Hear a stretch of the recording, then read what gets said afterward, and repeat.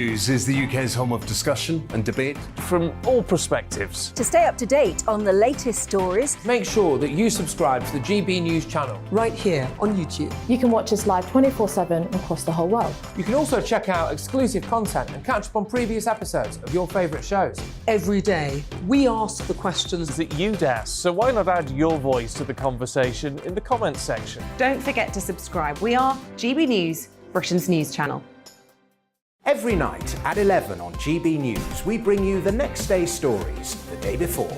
It's basically like time travel. If it's a big story, we'll cover it, guaranteed. But we'll also have some fun along the way. Big opinions, big laughs.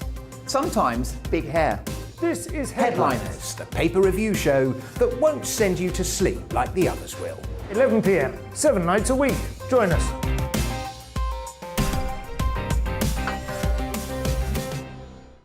Hello there, I'm Eamon Holmes. And I'm Isabel Webster. And we hope you can join us for... Breakfast with Eamon. And Isabel. You make me laugh out loud, belly laugh. Is that important first thing in the morning? Yeah, absolutely. And there's me trying to be deadly serious. News is a serious business. Yeah, I have to rein you in sometimes. Well, it doesn't stop us laughing at it. It doesn't stop us having an opinion on what's going on. Yeah. And it certainly will not stop us reflecting what you think. Weekdays from 6 to 9:30 on GB News.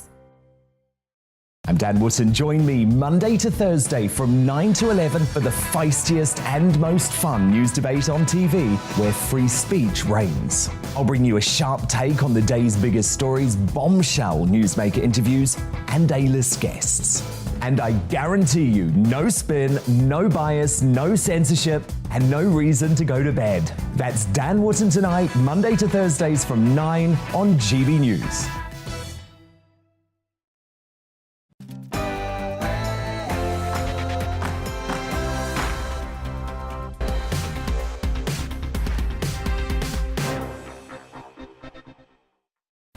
Well, hello there. Welcome to Brazier. Fast-paced news from 4 until 6. Coming up in the next 60 minutes.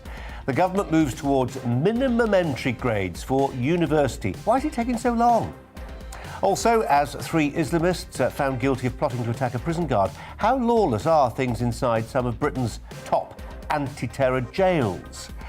And as Welsh rugby says girls and boys should play the sport together from 11, what is the argument for keeping the sexes apart on the pitch? Alongside me throughout the next hour, the commentator Lynn May.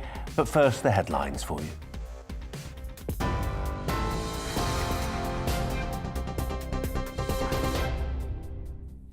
Good afternoon, it's 4 o'clock. I'm Tamsin Roberts in the GB newsroom. The Prime Minister has announced further military support for Ukraine following the threat of a full-scale invasion. Boris Johnson told MPs defensive weapons will be sent to Kiev as a result of Russia's aggressive behaviour. Our security editor, Mark White, reports.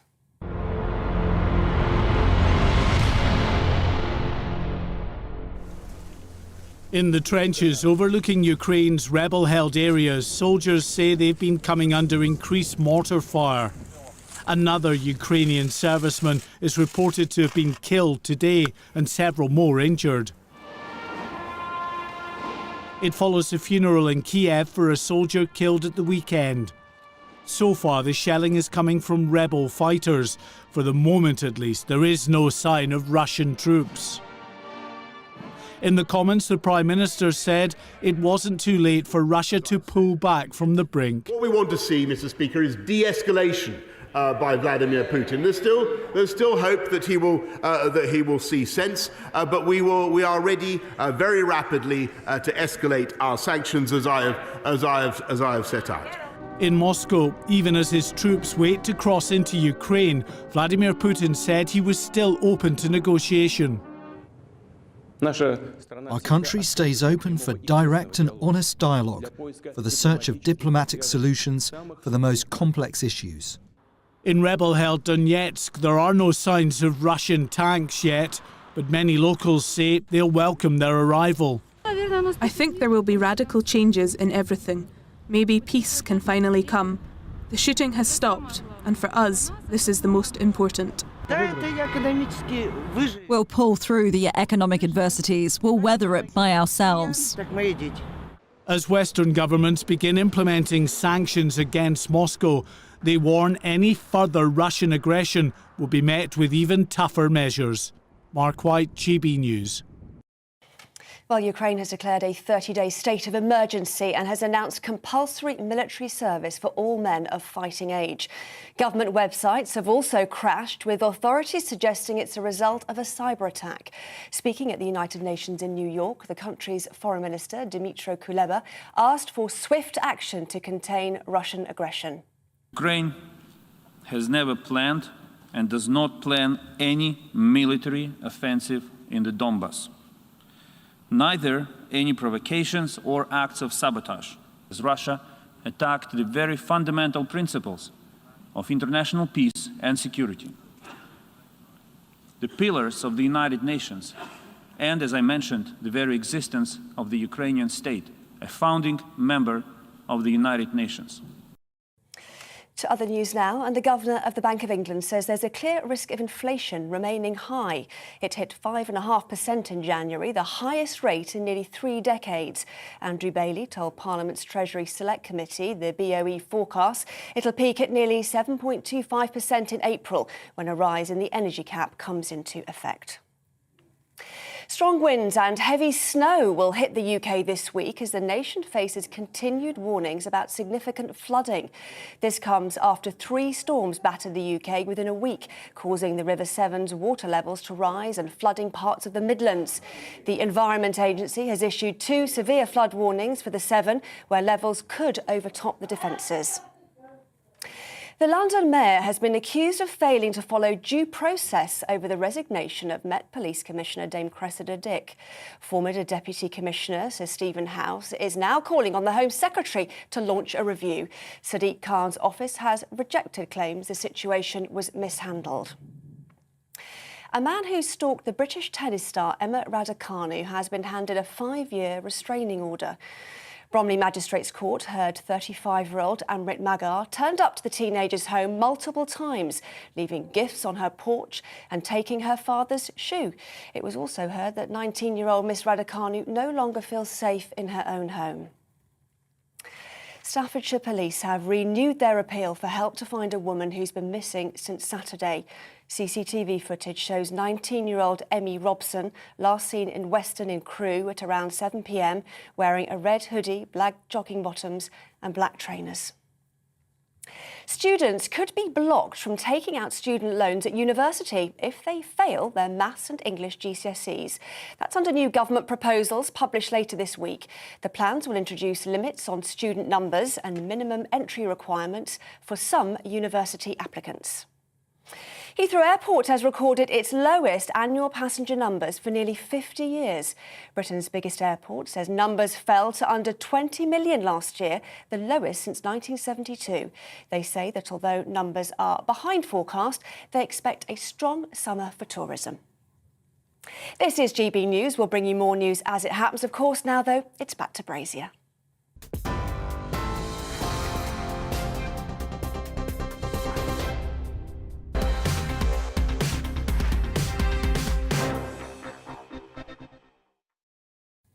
Well, no, it does not officially exist. It's not registered as a company. It files no tax returns. It is the Wagner Group, and it's probably one of the most influential organisations you've never heard of. The Wagner Group is a mercenary private army, mainly composed of troops who once served in the Russian armed forces. It was created to fight in Ukraine, and it's believed to be in the country now. And because it's a private entity, the Russian government can deny involvement in what it does.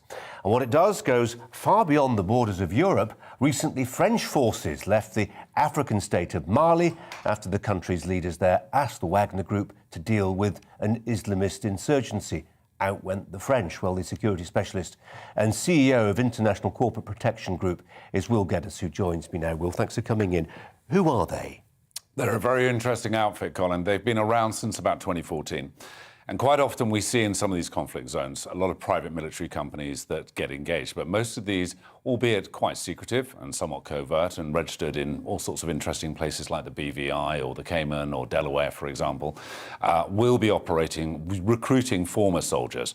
But the Wagner Group is even more insidious. There are private military companies which do very, very good work, and they will fill that void where conventional military operational forces can't actually provide or supply forces or the capabilities that are necessary to suppress incursions or enemies.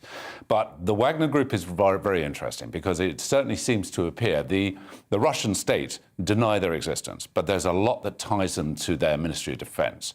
And the way that they operate is primarily, again, ex-Russian forces personnel, a lot of Spetsnaz and special operations personnel, and they've been featured in a lot of parts of Dark Africa, from Rwanda right through to Libya. They've been in Syria, they've been in Venezuela, they've been in all parts of the world, and quite often really kind of sanctioned unofficially by the Russian government, but they're utilised for plausible deniability. So they can carry out these operations without it being seen on the surface to be Russia's state assets. And as you say, I mean, there's absolutely nothing new in soldiers of fortune. No. They've been around as long as soldiering's been around for, haven't they?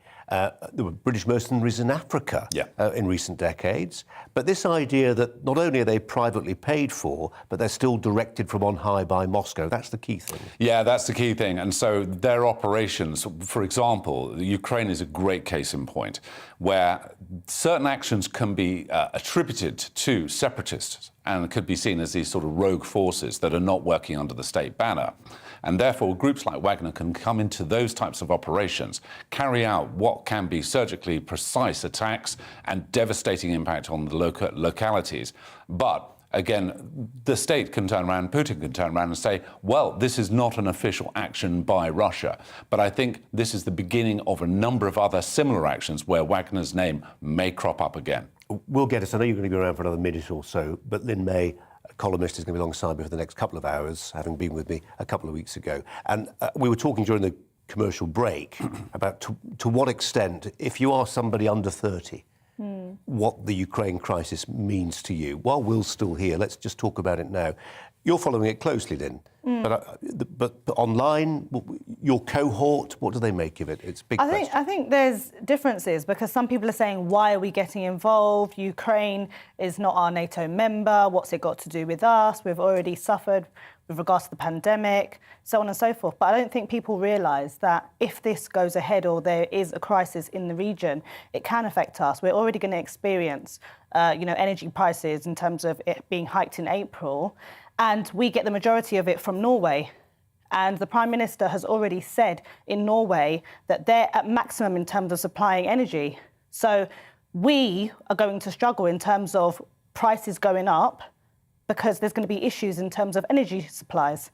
Again, Ukraine, wheat, barley, it will impact us with that. And that's why it can affect us in terms of everyday people. It's interesting, Will, isn't it? There is a sort of consumer angle to this potential conflict, isn't it? Whether it's in the price of the miller's wheat or whether it's the gas, the oil. But actually, there are other groups that look to this and see different opportunities and threats. Some of your old erstwhile colleagues in the military might be looking at this and thinking, well, crikey, you don't want to get sucked into this. Others might think, actually, the military is relevant again in this country. We can expect more spending. Yeah, and I think we should do. I mean, there's a lot that is being underreported at the moment, as you and I have been discussing, Colin, one of which is, and this directly affects everybody, and this is in terms of the data links and the cabling, which is under the sea, the increase in Russian submarine activity, and the fact that one of those cables has already been attacked by Russian submarines. Now, if they go further to taking out the other cables and then the redundancy that's in place, we're going to lose GPS. I don't want to terrify the viewers here, but there's some very large implications that will affect all of us. Well, I've been saying this for months now, Will, that we've been worried about the COVID virus for obvious reasons, and we worry about our resilience in the face of it. What if the next virus is a cyber virus, and suddenly we've done away with cash, for instance, our resilience in terms of just-in-time supply chains and all the rest of it. I forget how many days of food supply we have in this country before things, as Ben Wallace, Defence Secretary, might say, go tonto. But, it's not very long. No, it isn't. And I think we've got to bear in mind, when we look at the markets, the financial markets yesterday, and how the markets have spiked significantly, and also the cost of gas has actually increased exponentially in light of the fact of the Nord Stream 2 also being cancelled by Germany, you know, there are a lot of implications which are going to hit over. And so even if we're drawing gas from, say, through LNG containers from Qatar, which is, to me, probably one of the most logical cases, it's still going to take time for that shipment to come into the UK. So we've got this drop time, this business continuity and life continuity that we've got to consider in terms of what is happening right now in Ukraine, but also on a macro picture, what is going to happen in the longer term of what Putin's plans eventually are for other Balkan states and Baltic areas. Will, come and talk to us again sometime about those undersea cables, because that feels like a subject that's going to interest a lot of our viewers. But for now, we'll say thank you. And I know that hot seat's about to be, you're about to vacate it, and somebody else will be in there like Flint, as you say. But thanks very much indeed, Will, for now. Lynn May's alongside me, a regular commentator here, to reflect on another story while we're waiting for our next guest to come in, Lynn. And it's this one about the floor that we put under people before they go to university, the standards we expect from young people, particularly who go to university, whether they should have GCSEs, whether they should have A-levels. I'm going to be talking, I'm really thrilled about this, I'm going to be talking to Catherine Burble-Singh, the head teacher at the Michaela school, who's done amazing things there by being, in quotes, the strictest head teacher in Britain. But what do you make of this idea that people are going to university in their thousands with 2 E's at A-level, and with no GCSE in maths or English? Yeah, I can't quite work out if it's the media that's peddling how it's been delivered in terms of what the policy is. Because, you know, I think there's concentration on, you know, if you don't get maths and English, you can't go to uni. And when you actually read around the policy, it's more about encouraging young people to look at alternative routes to success. So like apprenticeship, so on and so forth. But in terms of this whole notion of you have to have maths and English, I think we actually need to look at maths in schools anyway. A lot of it is redundant. Pythagoras theorem, I don't use that or look at that when I'm getting a job. And for me personally, for me personally, I've got an undergraduate and a postgraduate. I've got 2 degrees and I got an E in maths. So I'm testament that you can be successful and you don't have to have A to C, because that's not the route to success always. Then 15 minutes ago, we had a guest on who was saying, look, if you're doing a jewellery course at university, you don't need a maths and an English GCSE. Oh, I think some people would say, why is jewellery happening at university?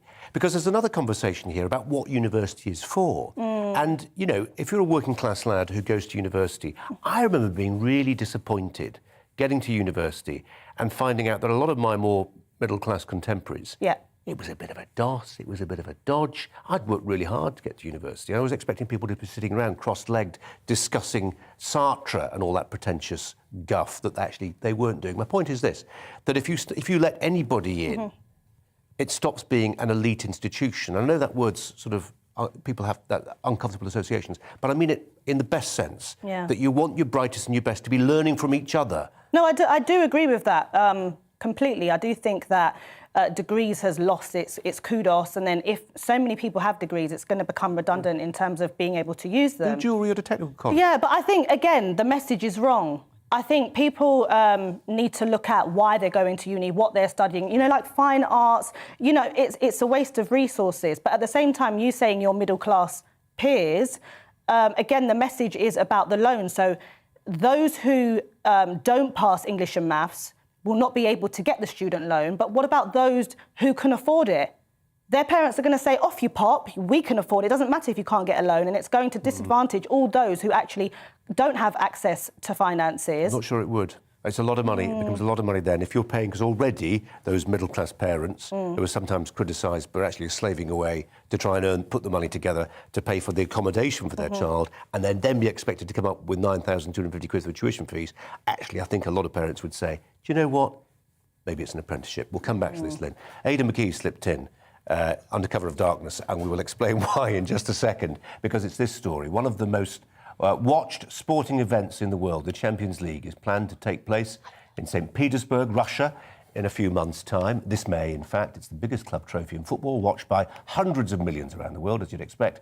It's bigger than the Rugby World Cup, Wimbledon, the Super Bowl. It's a huge PR coup for Putin to have secured it. But now, European football's governing body, UEFA, is considering moving the venue elsewhere. The Foreign Secretary, Liz Truss, has called on English clubs to boycott the Champions League final amid the Ukraine crisis. Boris Johnson even backed calls for the game to be taken away from Russia yesterday in Parliament. We can see that here. That he is going to end up with a Russia that is poorer as a result of the sanctions that the world will implement. A Russia that is more isolated, a Russia that has pariah status, Mr. Speaker. No chance of holding football tournaments in a Russia that invades sovereign countries, Mr. Speaker. Aidan McGee, it's not going to happen, is it?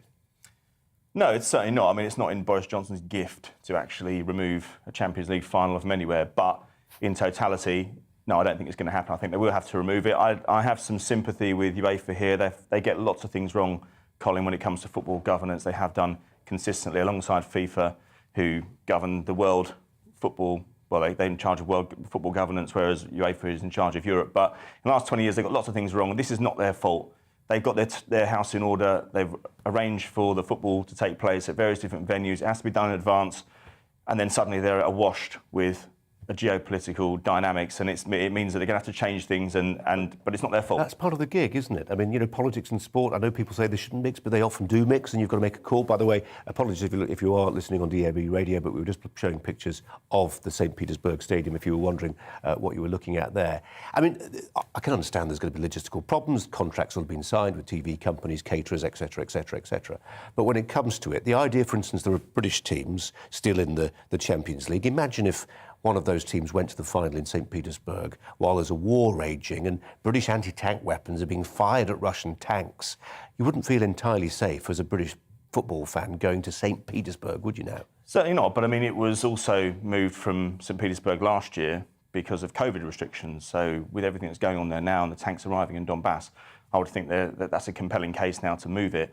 The problem for UEFA, though, is that a lot of their clubs and UEFA itself is awash with Russian money. Gazprom put £30 million a year in terms of sponsorship. In fact, someone said to me this morning it was actually close to £40 million. They're going to extend that into further, well, there are plans to extend that commercial deal into other UEFA competitions, such as the Europa League and the UEFA Conference League. So there's that to consider. Manchester United's got a huge deal with Aeroflot, the Russian airline. So that is a consideration. But to be clear, though, Colin, again, UEFA will insist that these deals are with individual companies that happen to be from a certain part of the world. They're not necessarily a deal with Russia. Yes, I know that Putin has his hands in Gazprom. Yes, of course he does. But it's still an individual deal, commercial deal with the company, not the country. No more than any, if you look at any sponsor of any English club, you don't look at where it comes from. You look at where the company is stated, whether they can pay the money. So I do have some sympathy for UEFA here, but it will move. There's plenty of options as well. I think London is well placed to take on a Champions League. I was going to say, if not St. Petersburg, then where? No, they made so much money, Colin, when they came in 2011. Manchester United against Barcelona. I mean, you were just sort of. I walked down Wembley Way. There was commercialism everywhere. £30 for a programme. Just to be clear, a programme is a book. It's a magazine. £30, and that was 11 years ago. They made so much money. They then found an excuse to hold another Champions League final 2 years later at Wembley, which is very quick because they made so much money 2 years earlier. They made up some tenuous link about it being the FA's anniversary or something like that. So they held the Champions League final there. They would love to come back to Wembley. The issue there is that they have Football League playoff finals taking place. They could probably moved a couple of days down the line, or maybe a little bit, or brought forward a couple of days. But also, Arsenal's well capable of holding a Champions League final of 60,000. Same at Tottenham Hotspur Stadium, even newer stadium. Then you've got your London Stadium, 66,000. London, it has plenty of options, but there are also many capable bidders around Europe as well. Aidan, appreciate you coming in. Nice to see you. Thanks a lot. You're with Colin Brazier on GB News, on TV, online and on digital radio. Coming up, the brother of the Manchester bomber has declared himself an Islamic emir in prison and allegedly attacked a guard. I'll speak to a prison guard sounding the alarm about Islamism behind bars. But first, it's time for the weather. Hello, I'm Luke Marr with your weather forecast. We've got some very cold and wintry weather over the next 24 hours. Warnings in force for snow and lightning across Scotland and Northern Ireland. This is a cold front pushing its way southwards, introducing much colder air than we've seen of late across the country. Still very mild across the south, but it's this blue air that is pushing its way in, bringing those wintry showers. Now, the cold front will have some heavy rain on it. That turns to snow on its back edge across the higher ground, and then we see frequent blustery showers blowing in through the course of the night into Thursday morning. We could see as much as 10 to 20 centimetres over the hills, a few centimetres down at lower levels. Very cold out there as well, with frequent lightning as that rain continues to sink its way southwards. So a bit of a wet grey start across southern and eastern parts of England and Wales through the morning. Brightening up though through the day with scattered showers following on behind. Those of a mixed bag of rain, sleet and snow across southern areas, but frequent snow showers continue where we've got those weather warnings in place. Again, we'll see frequent lightning as well, and feeling cold. With strong winds, we'll see blizzard conditions across much of Scotland. Temperatures several degrees down and feeling colder still in the wind. Those frequent showers continue through Thursday evening, gradually fading away, but we could see some winteriness across the higher ground of the Pennines, perhaps North Wales for a time, but gradually things settling down then into the small hours of Friday as a ridge of high pressure builds in. So with clearing skies and winds easing down, those temperatures will start to take a bit of a tumble. So there will be some frost around first thing on Friday morning. Friday then, a real different day across most places. Showers across the north and east fading away, those winds easing down. For many, it's going to be a lovely calm day with plenty of sunshine breaking through during the day. And those winds will be a lot lighter as well. So in the sunshine, not feeling too bad, although a little bit on the chilly side. See you soon. Bye-bye. Hello, I'm Alastair Stewart, and I'd invite you to join me at noon on Saturdays and Sundays for Alastair Stewart and Friends.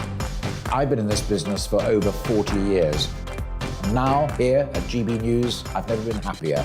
I get to choose the big stories that really interest me. We hear what you have to say, and you hear what I have to say. I really hope you can join me, noon on Saturdays and Sundays.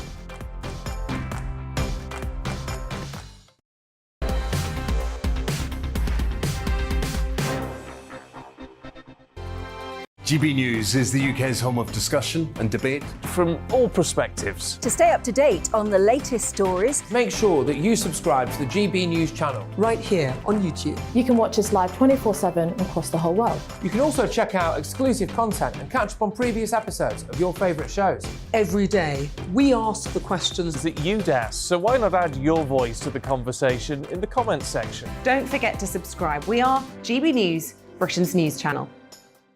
Every night at 11 on GB News, we bring you the next day's stories the day before. Basically like time travel.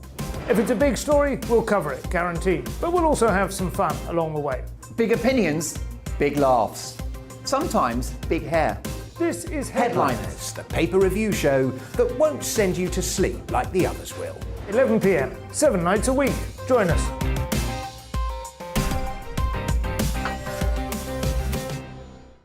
Hello there, I'm Eamon Holmes. And I'm Isabel Webster.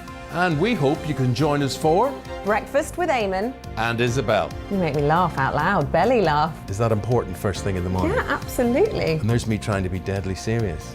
News is a serious business. Yeah, I have to rein you in sometimes. Well, it doesn't stop us laughing at it. It doesn't stop us having an opinion on what's going on. Yeah. And it certainly will not stop us reflecting what you think. Weekdays from 6 to 9:30 on GB News. I'm Dan Wootton. Join me Monday to Thursday from 9 to 11 for the feistiest and most fun news debate on TV, where free speech reigns. I'll bring you a sharp take on the day's biggest stories, bombshell newsmaker interviews, and A-list guests. And I guarantee you, no spin, no bias, no censorship, and no reason to go to bed. That's Dan Wootton Tonight, Monday to Thursdays from 9 on GB News.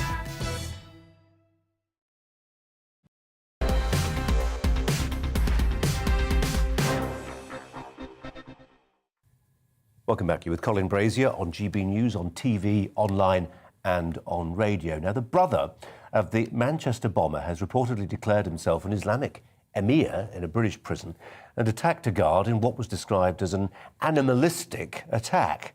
Well, the assault by 3 convicted terrorists inside one of Britain's most secure jails has been described as a wake-up call for the government. Hasham Abedi, along with Parsons Green bomber Ahmed Hassan and fellow ISIS-supporting terror offender Mohammed Saeed, attacked custodian manager Paul Edwards in his office at HMP Belmarsh's high-security unit. This was last year. It's one of several recent cases that have exposed Islamist terror networks actually inside Belmarsh prison. Well, joining me, Ian Atchison, a former prison governor and senior advisor to the counter-terrorism project. A very warm welcome to you. Were you surprised to hear of this event at Belmarsh? Well, I'm afraid I wasn't surprised at all, Colin, and good afternoon to you, and thanks for having me on. Can I just say, first of all, that I wish Mr. Edwards, who was the custodial manager that you referred to, and his colleagues who suffered this ferocious attack, a speedy recovery. They do a job many of us couldn't and wouldn't do, precisely for the reasons that you've mentioned. That these are men and women that get up in the morning and leave their families, put on a uniform, and are in very close proximity to some of the most dangerous people in Western Europe. And I'm afraid I wasn't surprised by this attack. There have been several in the past and subsequently that have illustrated an inability of the prison service to manage particularly dangerous, ideologically motivated offenders. This incident that happened in May of 2020 came only months after an attack on a prison officer in HMP Whitemoor by a terrorist and somebody he'd radicalised, wearing fake suicide belts and armed with improvised weapons that came within seconds of murdering a prison officer. Now, if you think about the environment that prison staff work in, and the fact that you've got terrorist prisoners inside units like the high security unit in Belmarsh, similar types of environments that have been serving or are serving extremely long sentences with very little to lose. Yeah. You see the vulnerability of prison staff, and unfortunately you see these security failures happening more and more often, where these staff are made vulnerable to attacks that Mr. Edwards himself described as animalistic and said he felt very lucky to survive from. Ian, this is such a subculture, it's such a netherworld, and I sort of hesitate to even ask questions about it, really, because I'm aware that a lot of my assumptions are not based on the reality of actually working with this particular sector. But I was struck by what you said about the ideology, because, so much, presumably, about being a prison guard is about negotiation, actually. You can't keep people under lock and key 24 hours a day. They've got to have limited freedoms. If you're dealing with somebody who's maybe in for a life sentence, they've got nothing to lose, up to a point. But if somebody's ideologically driven, if they're nihilistic in their thinking, if they think their reward is in a better place, they're driven by a totally different set of values, aren't they? And that makes them much harder to control. Yes, that's right. And we haven't been successful to date in managing to control that risk. If we had been, we wouldn't have had the catastrophic security failures, for example, that led to the murder of 2 students in Fishmongers Hall. So, yes, it is exceptionally difficult. And incidentally, I think you're asking questions on behalf of the public who are paying a huge amount of money to keep these people secured and away from harm. So it's very legitimate to be asking these questions. But it is right to say that, the prison service is dealing with some of the most sophisticated offenders that exist in conditions of extreme custody, who are unpredictable. Many of them, incidentally, are thwarted terrorists. In other words, the police and security service have scooped them up prior to committing an atrocity. So they are motivated, potentially as well, by a sense of unfilled mission. So those people are particularly dangerous. And again, the vulnerable targets all around them are prison officers. Ian Atchison, we'll talk about this again, I'm sure, but for now, thanks very much indeed. Just briefly, the thoughts of Lynn May, who's alongside me today. And Lynn, my thoughts, you'll have a different one maybe, that we send people to prison not to find themselves in a finishing school for worse crimes, not to go there, ideologically unfinished, and actually find that you're in one big sort of madrassa. I think this can be said for not just extremism, but all sorts of crimes. Exactly. I used to work with young offenders and offenders, and they would say, if you want me to improve on my skill set in crime, send me to prison. They would blatantly say that. So I think in terms of this issue here, I don't know how it is in the prisons, but can they not be broken up, or ones that are going to serve indefinitely, where they're going to remain in prison? Can you not put them together because you know they're not going to be released anytime soon? I think for people that are going to be released soon, they shouldn't be placed with these sorts of individuals, because they are going to fall victim to radicalism. Well, the argument is, do you put all your eggs in one rotten basket? and then just sort of seal it off from. But what are they going to do to each other? I mean, that's going to be sort of hyper-radicalised, isn't it? It's a tricky job, and Ian Atchison made very clear there. They're doing a job on all our behalves, and we ought to be grateful for those willing and prepared to do it. Lynn, for now, thanks very much. You're with Colin Brazier on GB News, on TV, online and on digital radio. After the break, it's our debate. Today we're asking, should universities accept people who fail their GCSEs? The latest news headlines from Tamsin first.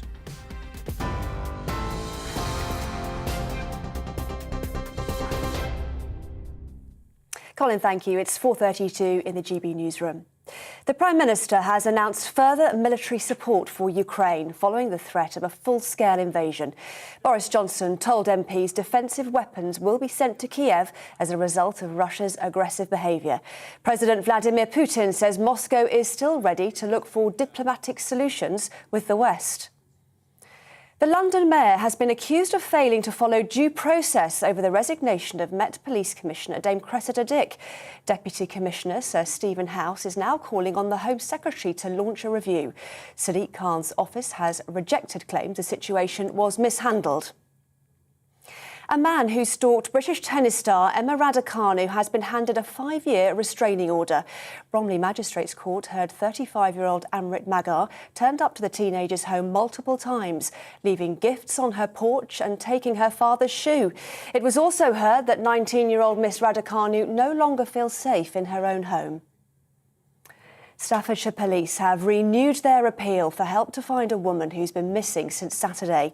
CCTV footage shows 19-year-old Emmy Robson, who was last seen in Weston in Crewe at around 7 p.m, wearing a red hoodie, black jogging bottoms and black trainers. The UK is facing more bad weather with strong winds and heavy snow set to hit the UK this week. That's after 3 storms battered the country over recent days. 2 severe flood warnings are still in place for the River Severn, which has now peaked, but water levels are expected to remain high for a prolonged period. This is GB News on TV, online and DAB+ radio. Don't go anywhere. Brazier will be back in just a moment.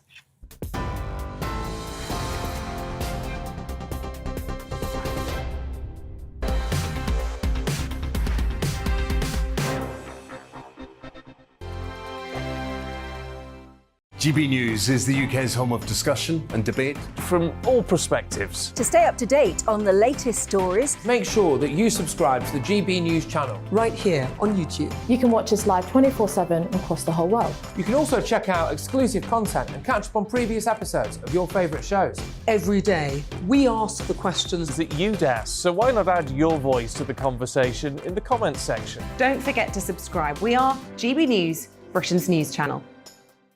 Every night at 11 on GB News, we bring you the next day's stories the day before. It's basically like time travel. If it's a big story, we'll cover it, guaranteed. But we'll also have some fun along the way. Big opinions, big laughs. Sometimes big hair. This is Headliners, the paper review show that won't send you to sleep like the others will. 11 p.m, 7 nights a week. Join us.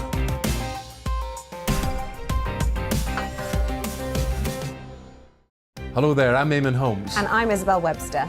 And we hope you can join us for Breakfast with Eamon. And Isabel. You make me laugh out loud, belly laugh. Is that important first thing in the morning? Yeah, absolutely. And there's me trying to be deadly serious.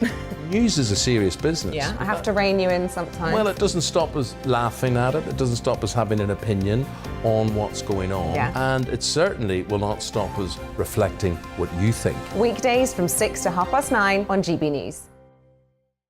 I'm Dan Wootton. Join me Monday to Thursday from 9 to 11 for the feistiest and most fun news debate on TV, where free speech reigns. I'll bring you a sharp take on the day's biggest stories, bombshell newsmaker interviews, and A-list guests. And I guarantee you, no spin, no bias, no censorship, and no reason to go to bed. That's Dan Wootton Tonight, Monday to Thursdays from 9 on GB News.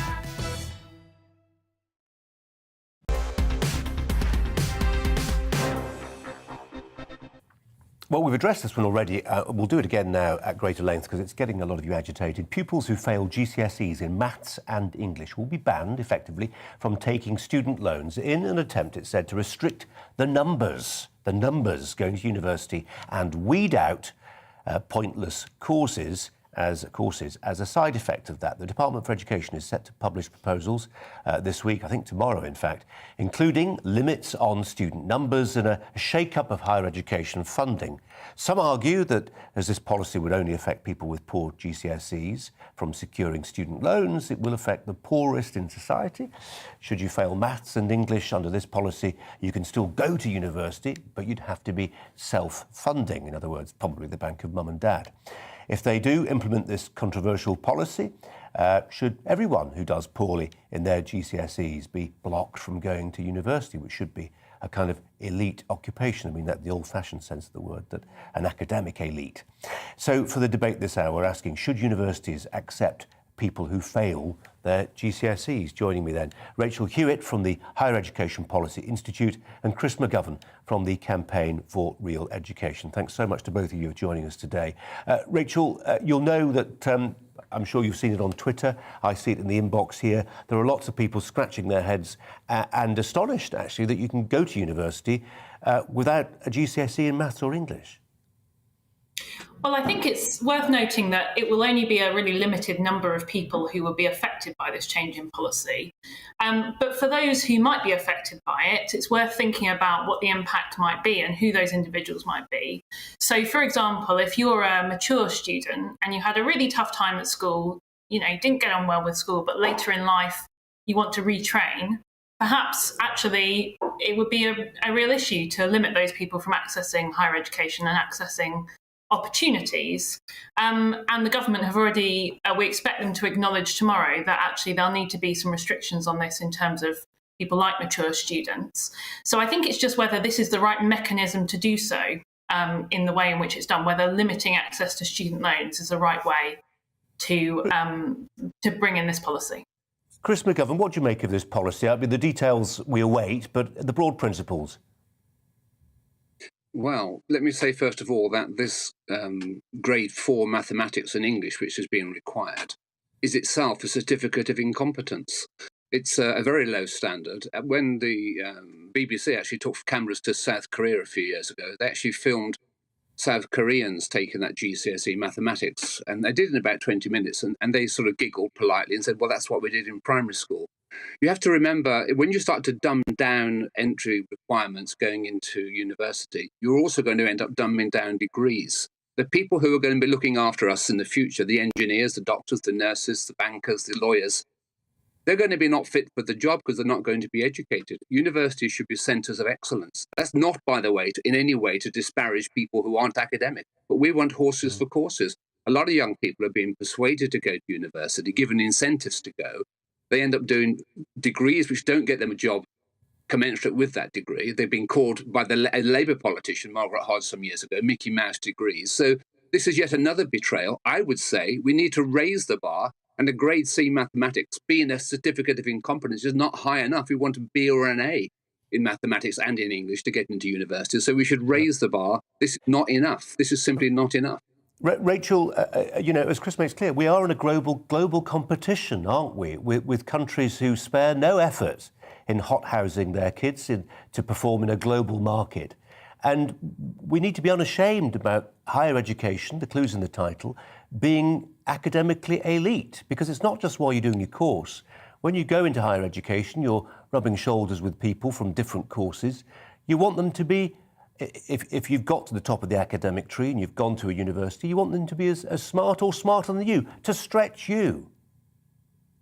It's an interesting point because it's sort of gets to the heart of the issue about whether we want a limited number of people going into higher education, or actually talking about competing with the rest of the world. There are many parts of the world that have far greater numbers of people going into higher education than here. If you look at Canada or Finland or South Korea, much greater levels of participation in higher education. So I think it's whether you want that model to be elite, sort of limited to a certain number of people going into higher education, or, expansion and keeping up with the rest of the world. And I think, of course, we need quality education throughout our schools and our higher education system. I work with higher education institutes. I see, good quality higher education going on, and a whole wide range of higher education that we don't necessarily talk about in terms of different types of courses, technical and vocational education, all of those types of things.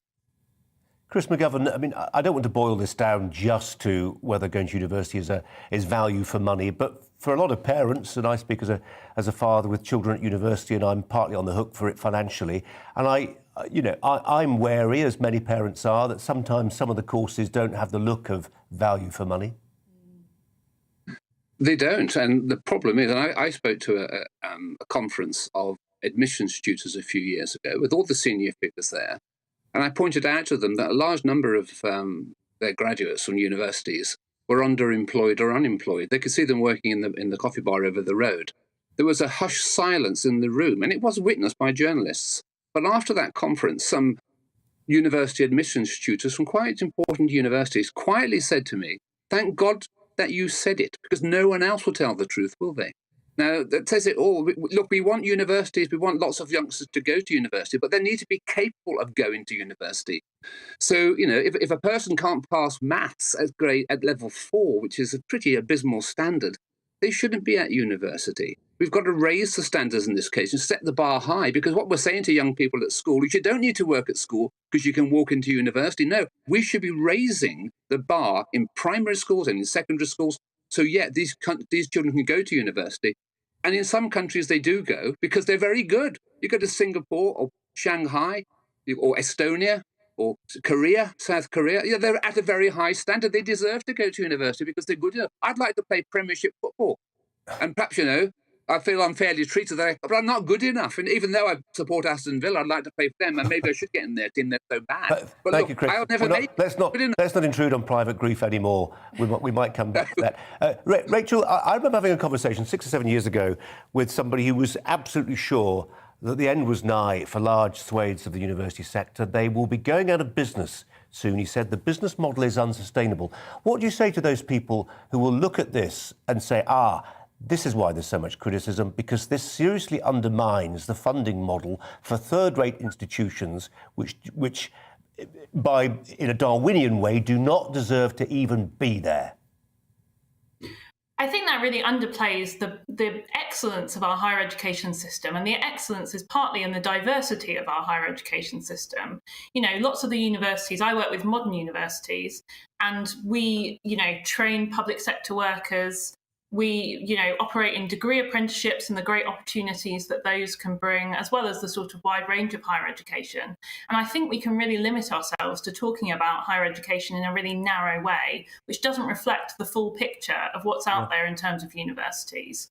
And actually, those universities, modern universities, are providing an excellent education for students, but they operate in different ways to other parts of the sector. Well, Chris, just finally on that point, I mean, what Rachel's describing is what we used to call polytechnics, more technical and vocational colleges. Now they're called universities. Aren't we in danger of being slightly snobbish? We are incredibly snobbish in this country. We've got to give more weight to technical vocational training. Charles Dickens or Isambard Kingdom Brunel, they're both incredibly good. By the way, Singapore, which is top of the education pile as far as schooling is concerned, they have a polytechnic in Singapore. A lot of youngsters go there. So, we've got to raise the status of polytechnic and raise the status of vocational courses. And, universities have got a vested interest in pulling in the punters. They're like the educational wide boys at the market. They want to pull them in, and they give them incentive and free gifts and forth to get them in. And then those youngsters, too many of them, not all, there's some great universities, too many are disappointed. What comes first are the students. That's all that matters. Chris McGovern and Rachel Hewitt will say thanks to both of you for now. Interesting debate. It will carry on, I'm sure. Thanks a lot. Lynn May is alongside me. You probably couldn't hear her, but I could throughout that, making a succession of noises either in approval or against. What did you make of it? I think they've both got good points, but I think the message is wrong. Just to place the emphasis on maths and English is a very simplistic view of looking at things. There's not, like I said before, one way to success. For anybody who's just turning on, explain your story, because you've gone into education at a different angle. Yeah, again, if you're creative and you're hardworking, there are other routes to going to university. A bit different for me. My mother always wanted me to go into the arts. So I went to the Brit School of Performing Arts and went to uni to study music business and management. And it's not something I wanted to do. However, I had never studied politics. I'd never studied law. I'd never studied the courses that required me to go to university and study what I wanted to. So when I approached my university, I said, I'm going to be honest with you, I don't have a good grade in maths. And they asked me to complete a catalogue of information why I'm so passionate about the topics that I wanted to study at university, the courses. And I got in through that way. So I think it's very demoralising and demotivating to just see this headline all over the place if you don't get maths and English. But I agreed with what the gentleman was saying, that we do need to raise the bar. Universities, I think we need to remember, they're businesses too. So their aim is to get bums on seats. And there is a massive issue with a lack of employment consultancy with young people at age 16 and towards A-level age, where people are not sitting down with them saying, what do you want to do? Why do you want to go to university? And they're going to uni and studying useless degrees. Then we're in the business of putting bums on seats, and we're in but we're in competition with other people. Yeah. Where's the competition in this sector? You know, if you pay £9,250 for a year's tuition fees for the University of, Colchester, and you pay the same for an Oxford college, where's the competition? You know, if you're paying the same money for a university that's putting on half its lectures this year online rather than physically in person, face-to-face, contact time, where's the competition? Yeah. And I don't blame the universities, but where's the regulator? Where's the government here saying, actually, we're going to create a proper, not wholly free market, but a functioning market rather than this cartel that we've been left with? Yeah, it does. There definitely needs to be, like he said, the bar needs to be raised in terms of entry requirements, but it should be means tested. It shouldn't be this simplistic view of just maths and English. Yeah.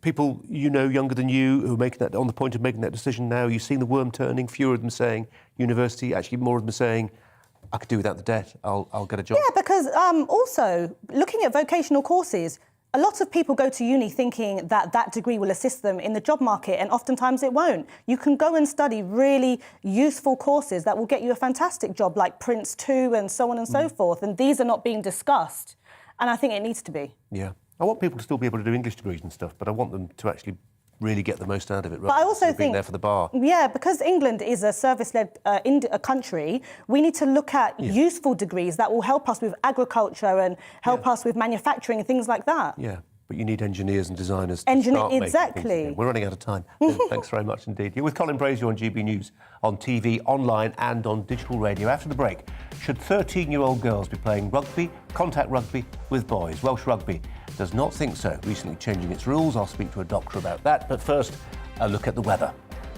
Hello, I'm Luke Marr with your weather forecast. We've got some very cold and wintry weather over the next 24 hours. Warnings in force for snow and lightning across Scotland and Northern Ireland. This is a cold front pushing its way southwards, introducing much colder air than we've seen of late across the country. Still very mild across the south, but it's this blue air that is pushing its way in, bringing those wintry showers. Now, the cold front will have some heavy rain on it. That turns to snow on its back edge across the higher ground, and then we see frequent blustery showers blowing in through the course of the night into Thursday morning. We could see as much as 10 to 20 centimetres over the hills, a few centimetres down at lower levels. Very cold out there as well, with frequent lightning as that rain continues to sink its way southwards. So a bit of a wet grey start across southern and eastern parts of England and Wales through the morning. Brightening up, though, through the day with scattered showers following on behind. Those of a mixed bag of rain, sleet and snow across southern areas, but frequent snow showers continue where we've got those weather warnings in place. Again, we'll see frequent lightning as well. And feeling cold. With strong winds, we'll see blizzard conditions across much of Scotland. Temperatures several degrees down and feeling colder still in the wind. Those frequent showers continue through Thursday evening, gradually fading away, but we could see some wintriness across the higher ground of the Pennines, perhaps North Wales for a time, but gradually things settling down then into the small hours of Friday as a ridge of high pressure builds in. So with clearing skies and winds easing down, those temperatures will start to take a bit of a tumble. So there will be some frost around first thing on Friday morning. Friday then, a real different day across most places. Showers across the north and east fading away, those winds easing down. For many, it's going to be a lovely calm day with plenty of sunshine breaking through during the day. And those winds will be a lot lighter as well. So in the sunshine, not feeling too bad, although a little bit on the chilly side. See you soon. Bye-bye. I'm Liam Halligan. Join me every weekday at 1 p.m. for On the Money, your daily dose of economics, business and consumer news. I've got 25 years experience covering economics and finance. We hold grown-up discussions with a host of experts who really know their stuff. We can't buy gas and store it. That was a mistake, wasn't it? I think it was a mistake. Even you, Liam, don't have a crystal ball. Inflation's a real threat. Every weekday at 1, you're On the Money.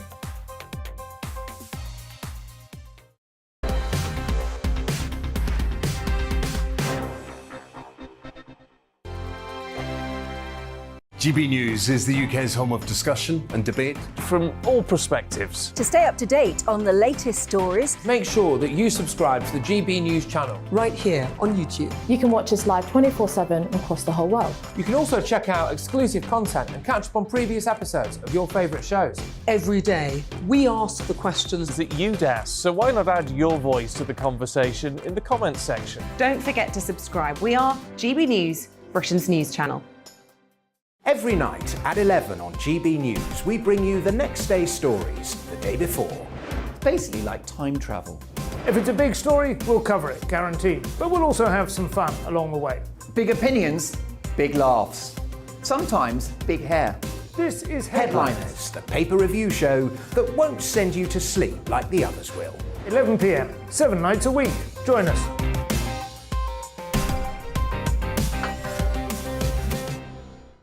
Hello there, I'm Eamon Holmes. And I'm Isabel Webster. And we hope you can join us for Breakfast with Eamon. And Isabel. You make me laugh out loud, belly laugh. Is that important first thing in the morning? Yeah, absolutely. And there's me trying to be deadly serious. News is a serious business. Yeah, I have to rein you in sometimes. Well, it doesn't stop us laughing at it. It doesn't stop us having an opinion on what's going on. Yeah. And it certainly will not stop us reflecting what you think. Weekdays from 6 to 9:30 on GB News. I'm Dan Wootton. Join me Monday to Thursday from 9 to 11 for the feistiest and most fun news debate on TV, where free speech reigns. I'll bring you a sharp take on the day's biggest stories, bombshell newsmaker interviews, and A-list guests. And I guarantee you, no spin, no bias, no censorship, and no reason to go to bed. That's Dan Wootton Tonight, Monday to Thursdays from 9 on GB News.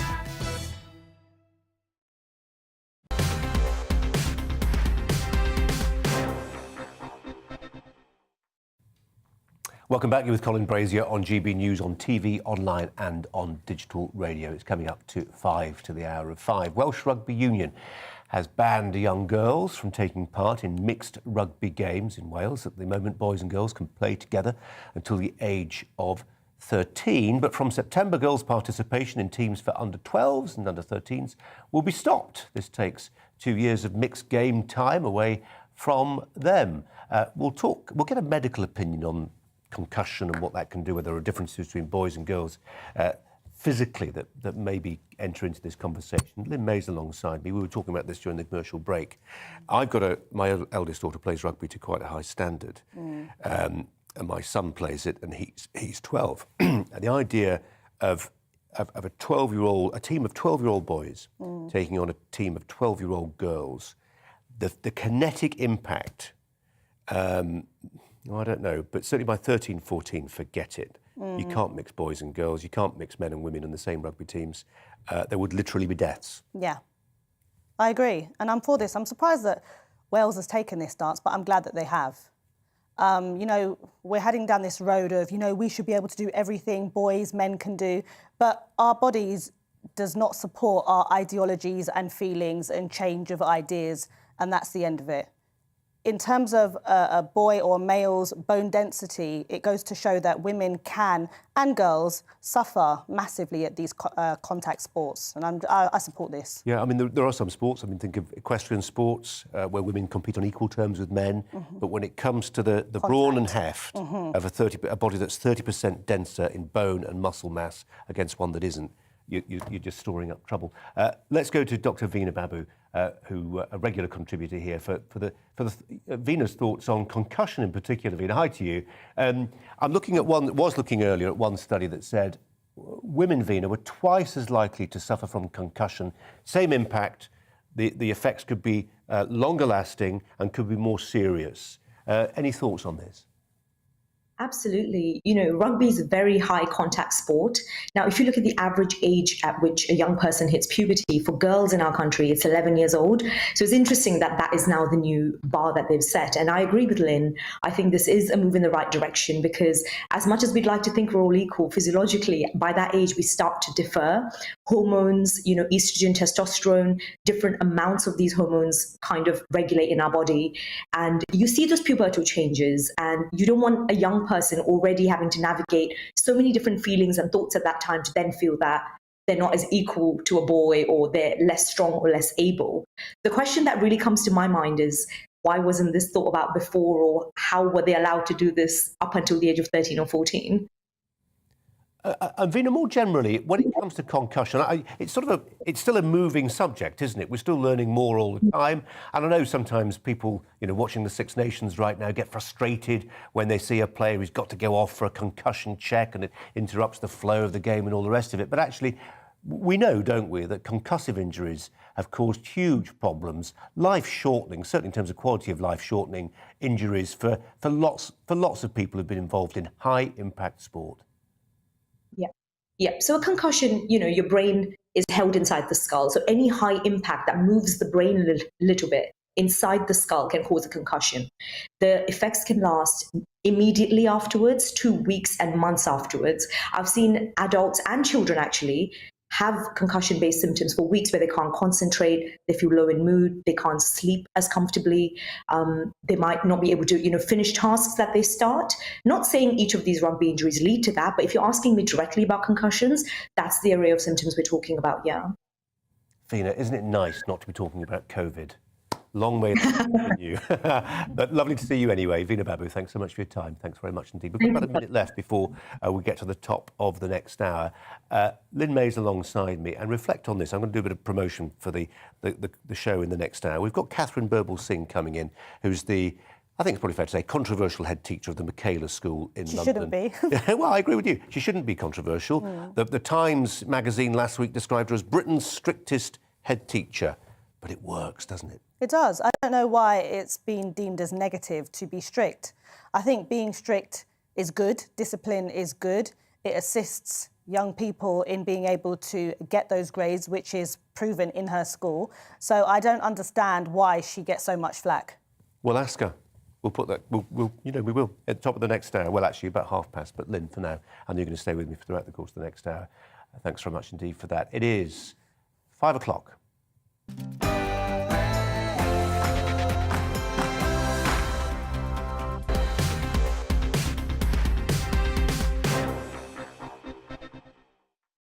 Yep, hi there, welcome to Brazier, coming up live at 5. She's had those death threats, she's been called a Nazi, even her friends call her Britain's strictest head teacher. Catherine Burble-Singh joins me this hour. Also, a motorist being blinded by LED lights. We examine claims that a new generation of headlights are making it harder to drive at night. And I'll ask the former Conservative Party leader, Ian Duncan Smith, if Russia can still host the Champions League final while her soldiers are in Ukraine. Alongside me throughout the next hour, Lynn May, the commentator. But first, the headlines with Tamsin.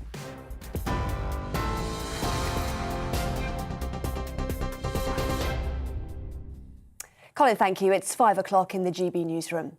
The Prime Minister has announced further military support for Ukraine following the threat of a full-scale invasion. Boris Johnson told MPs defensive weapons will be sent to Kiev as a result of Russia's aggressive behaviour. Our security editor, Mark White, reports.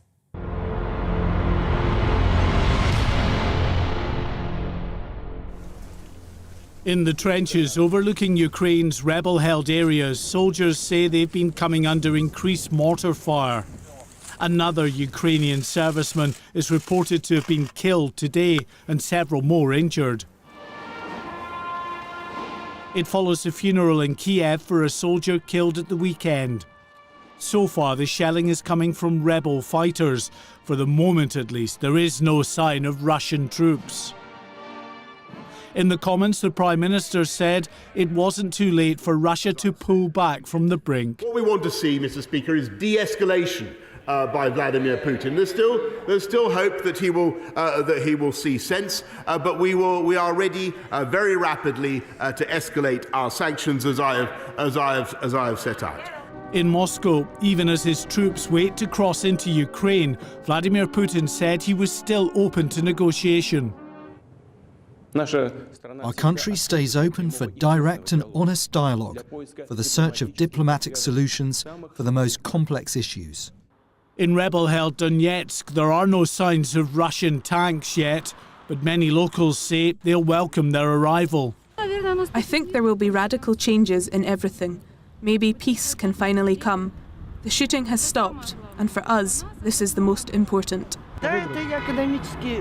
We'll pull through the economic adversities. We'll weather it by ourselves.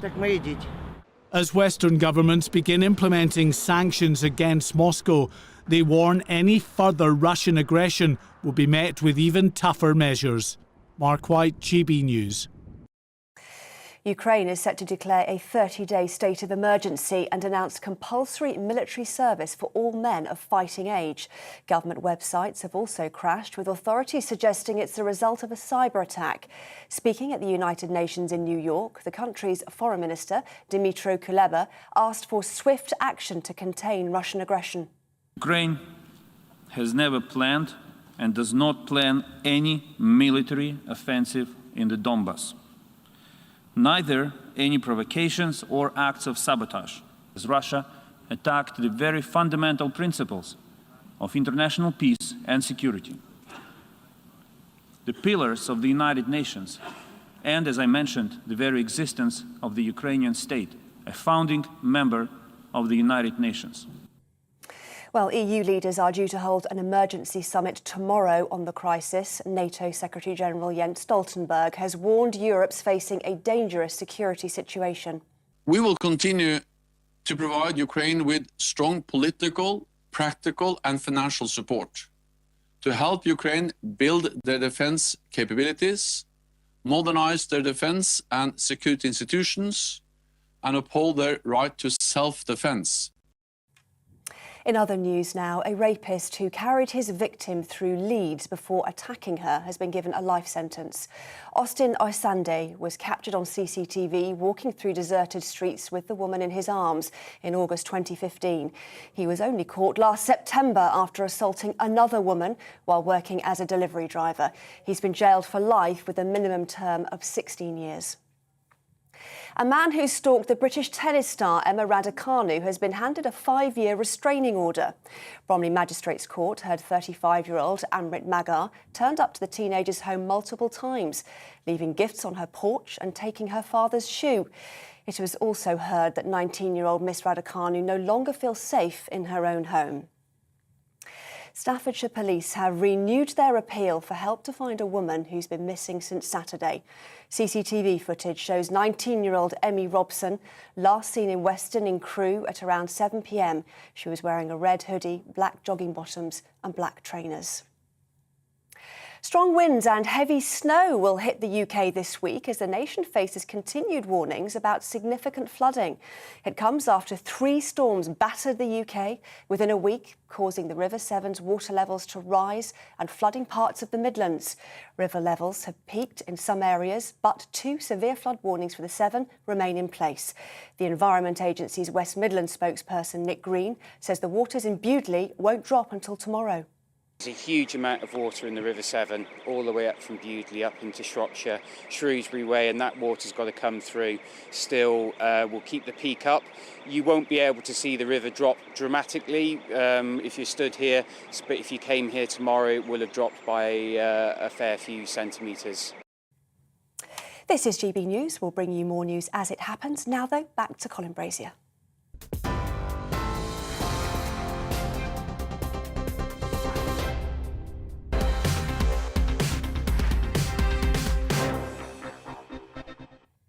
Well, we're going to do a little bit more on Ukraine, but take it from a slightly oblique angle. Perhaps it takes a comedian to tackle a question this serious, and the question goes like this.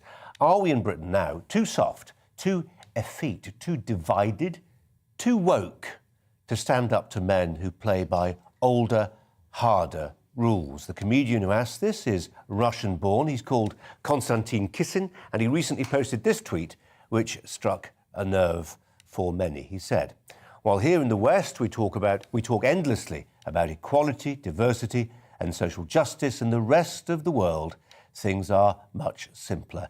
People respect strength and despise weakness." Konstantin Kisin joins me now.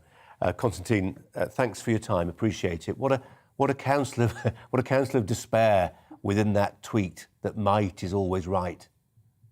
Well, it's interesting because I've been counseling despair for many years now and warning about this trend in the West, not particularly comedically, but I do think it's important that we wake up to what's happening. The situation in Ukraine, some people are suddenly obsessed about it, but it's only part of a much bigger picture. If you look at what China is doing and has been doing for many years, expanding into the South China Sea, what it did to the pro-democracy protesters in Hong Kong, and of course now talking very, very bullishly about Taiwan. What you're seeing is the more we obsess with ourselves, the more we spend time talking about how Jimmy Carr did this awful joke and we must now spend a week talking about it, etc. We take our eye off the ball, Colin, of some very important issues. And it worries me tremendously as someone, as you say, first-generation immigrant to this country. I really want us in the West to succeed, to thrive, to remember what makes this country and the Western world great.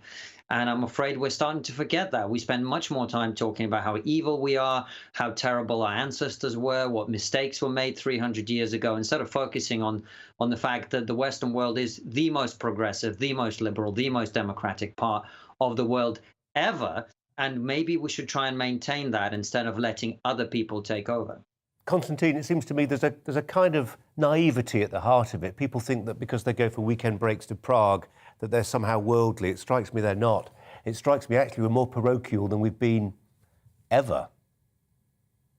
I don't know that I'd necessarily agree with that part of it, Colin, but what I would say is I think very few people understand. We've become convinced in the West that everyone else everywhere thinks like us and wants what we want. And I'm afraid what Vladimir Putin and Russia are showing now is that's not true.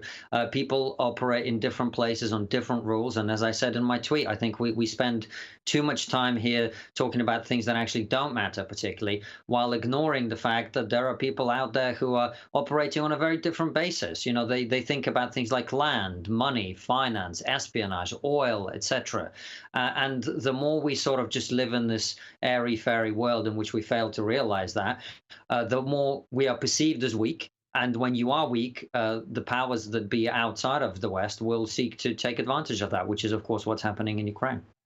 Is there something else going on as well? We were just talking about this during the commercial break, Lynn May and I, and it's this, that back in the dark days of the Cold War, the Soviet Union sought to export a model for a country to follow, but it was mainly an economic model based on Marxist-Leninism.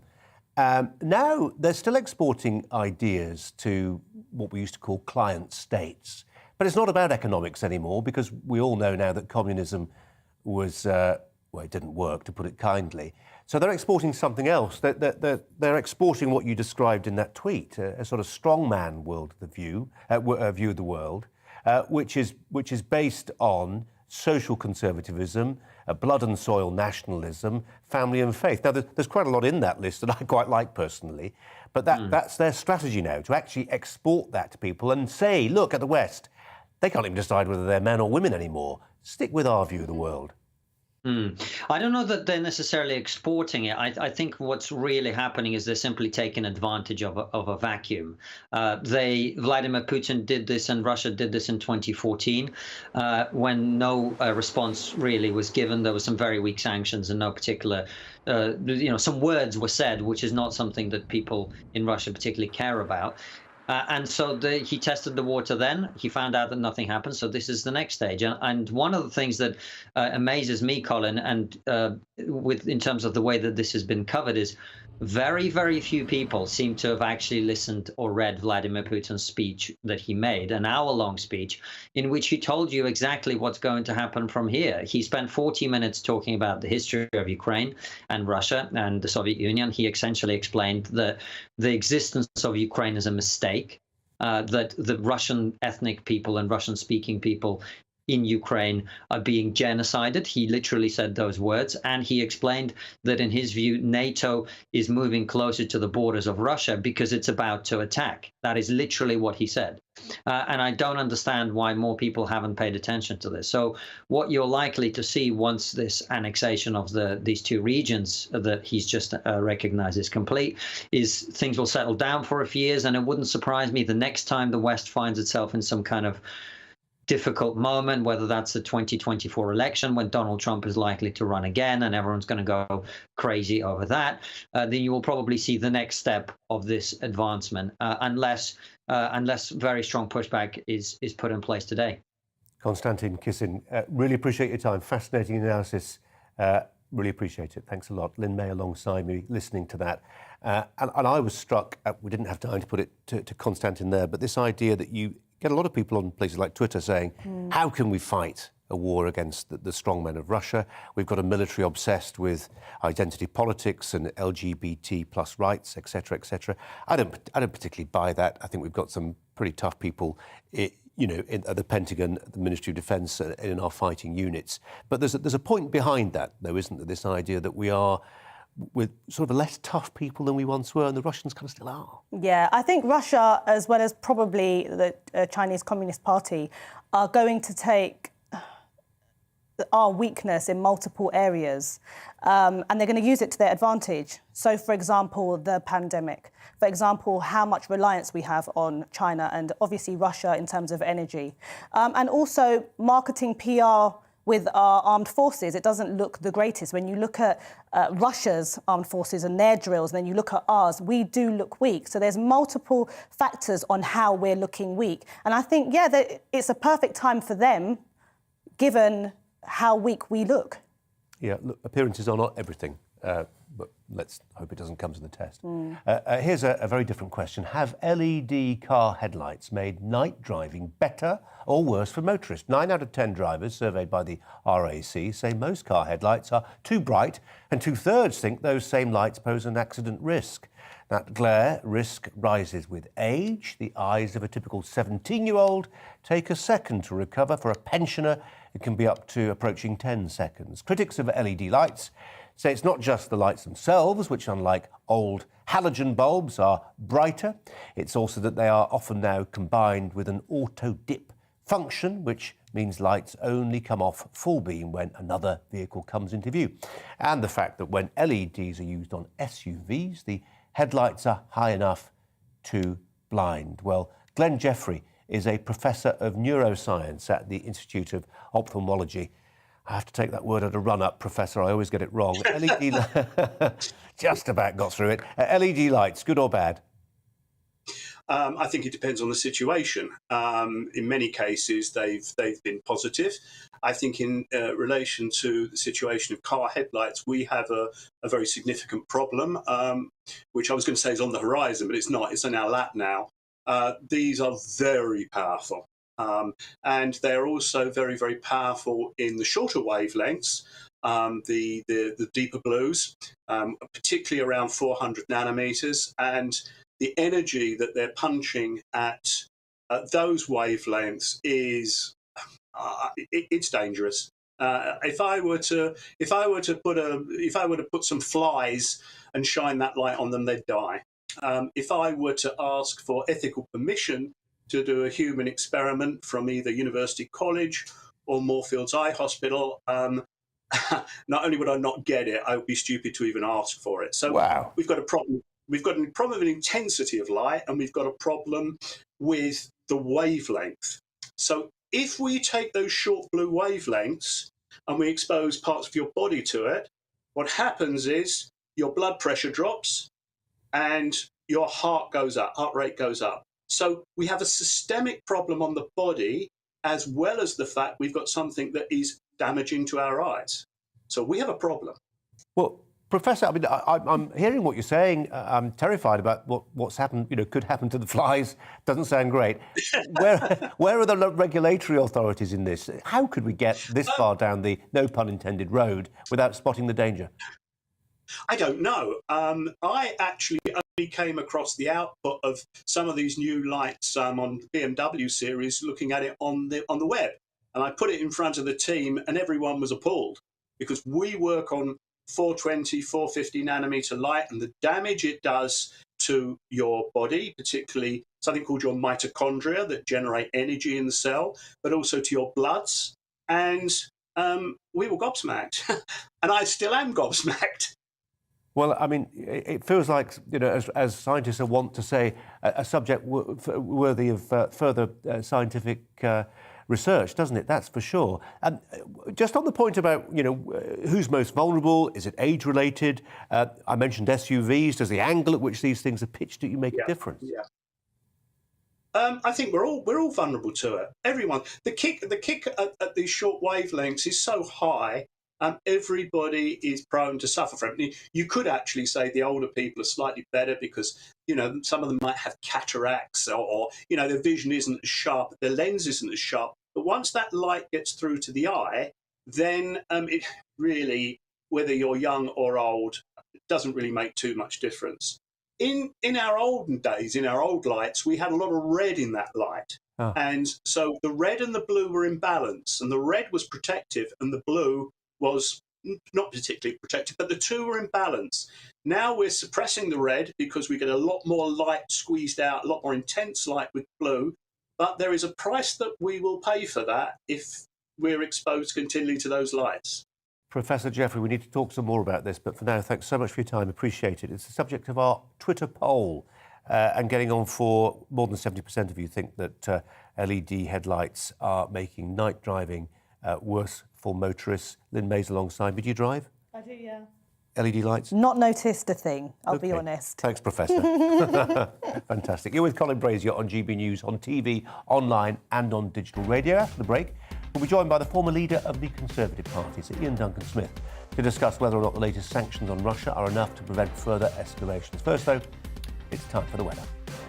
Hello, I'm Luke Marr with your weather forecast. We've got some very cold and wintry weather over the next 24 hours. Warnings in force for snow and lightning across Scotland and Northern Ireland. This is a cold front pushing its way southwards, introducing much colder air than we've seen of late across the country. Still very mild across the south, but it's this blue air that is pushing its way in, bringing those wintry showers. Now, the cold front will have some heavy rain on it. That turns to snow on its back edge across the higher ground, and then we see frequent blustery showers blowing in through the course of the night into Thursday morning. We could see as much as 10 to 20 centimetres over the hills, a few centimetres down at lower levels. Very cold out there as well, with frequent lightning as that rain continues to sink its way southwards. So a bit of a wet grey start across southern and eastern parts of England and Wales through the morning. Brightening up, though, through the day with scattered showers following on behind. Those of a mixed bag of rain, sleet and snow across southern areas, but frequent snow showers continue where we've got those weather warnings in place. Again, we'll see frequent lightning as well. And feeling cold. With strong winds, we'll see blizzard conditions across much of Scotland. Temperatures several degrees down and feeling colder still in the wind. Those frequent showers continue through Thursday evening, gradually fading away, but we could see some wintriness across the higher ground of the Pennines, perhaps North Wales for a time, but gradually things settling down then into the small hours of Friday as a ridge of high pressure builds in. So with clearing skies and winds easing down, those temperatures will start to take a bit of a tumble. So there will be some frost around first thing on Friday morning. Friday then, a real different day across most places. Showers across the north and east fading away, those winds easing down. For many, it's going to be a lovely calm day with plenty of sunshine breaking through during the day. And those winds will be a lot lighter as well. So in the sunshine, not feeling too bad, although a little bit on the chilly side. See you soon. Bye-bye.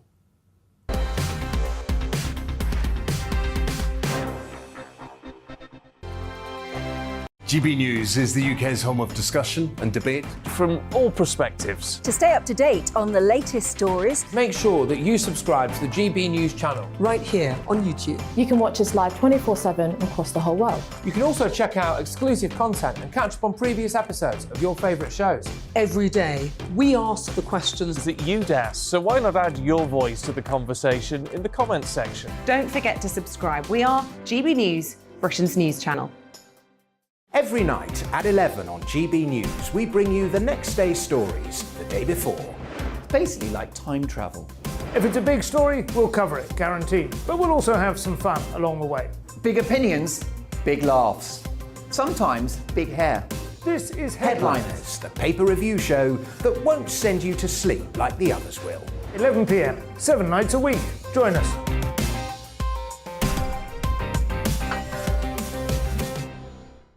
Hello there, I'm Eamon Holmes. And I'm Isabel Webster. And we hope you can join us for Breakfast with Eamon. And Isabel. You make me laugh out loud, belly laugh. Is that important first thing in the morning? Yeah, absolutely. And there's me trying to be deadly serious. News is a serious business. Yeah, I have to rein you in sometimes. Well, it doesn't stop us laughing at it. It doesn't stop us having an opinion on what's going on. Yeah. And it certainly will not stop us reflecting what you think. Weekdays from 6 to 9:30 on GB News. I'm Dan Wootton. Join me Monday to Thursday from 9 to 11 for the feistiest and most fun news debate on TV, where free speech reigns. I'll bring you a sharp take on the day's biggest stories, bombshell newsmaker interviews, and A-list guests. And I guarantee you, no spin, no bias, no censorship, and no reason to go to bed. That's Dan Wootton Tonight, Monday to Thursdays from 9 on GB News.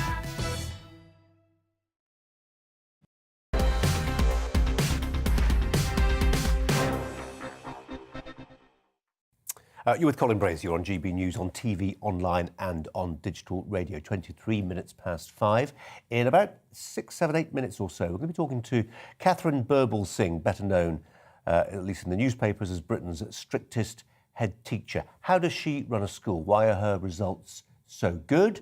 Why is she so hated, it seems, by members of the teaching establishment? Questions to Catherine Birbalsingh in the next 10 or so minutes. In the meantime, let's talk a little bit about Ukraine again. According to Boris Johnson, the UK is out in front when it comes to global sanctions against Vladimir Putin. Mr. Putin, however, appears unfazed by this. My next guest, a former leader of the Conservative Party, believes his successor should go harder and faster to sanction Russia, as well as other totalitarian states such as China. Ian Duncan-Smith is the former leader of the opposition and the MP for Chingford and Woodford Green. So Ian Duncan-Smith, thanks so much for your time. Actually, should we just turn this around a little bit? I mentioned China there. We were discussing in the commercial break just how you feel in Taiwan tonight about events in Ukraine, whether you feel quite a lot less safe in your bed. Well, that's a very good point to start with, because one of the points I made yesterday in the House of Commons was that how we behave to Vladimir Putin has huge repercussions in other parts of the world. And what I call the axis of totalitarian states, China is very much now a driving force. And they are watching carefully, because if the free world doesn't step up rapidly, having started now, they mustn't stop, to make Russia and Putin particularly feel the pain of his having gone into the Donbass and basically legitimize the breakaway states and put in the military, then China will be looking at Taiwan, having already said they're prepared to go to war over Taiwan, and ask themselves the single question. They bailed out of Afghanistan. They didn't do what was necessary with Putin, and therefore he is now in possession of the territory. So what's to stop us eventually taking back Taiwan? It was clear that they don't intend to stand by any of these areas when they're really asked to. So the message is very strong. I'd feel very concerned if I was sitting in Taiwan right now. In fact, I think I have a brother-in-law sitting there at the moment, so I know that he is concerned. So.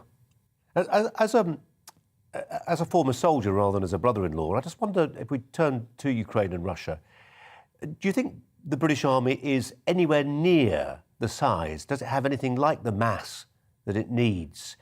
If we are to enter a world where we're going to see almost a return to something a little bit like the Cold War in the 1970s and 80s, with big, substantial garrisons of British soldiers along that eastern border, those Eastern European states who are now petrified of further Russian action, what does that change for Britain's relationship with its military? Are we, do you think, heading back to something more like the British Army on the Rhine and all that stuff? No, I don't think we're heading to permanent bases at this particular stage, but it's certainly important for us to have a set of armed forces that are capable of being put into different locations at very short notice, so deployed quickly. So that means they've got to be flexible, they've got to have the best weaponry, and there's got to be enough of them. And my personal view for some time now, it doesn't just happen today, but over a number of years, including with the Labour government, is that we actually let the armed forces fall away in numbers. And I've always felt that the number of troops we should have in the regular army should be around about 100,000, because that is enough to be able to enter a conflict if necessary, at the same time as still being able to go about the other work that you may or may not have to do, which is as important. So, yes, I do feel like we need to review very much the nature and potency of our armed forces. But I don't think we're returning to a Cold War quite like with the Soviet Union. Now, there is a reason for this. It's because China themselves have become an incredibly powerful country through dint of huge investments from the West.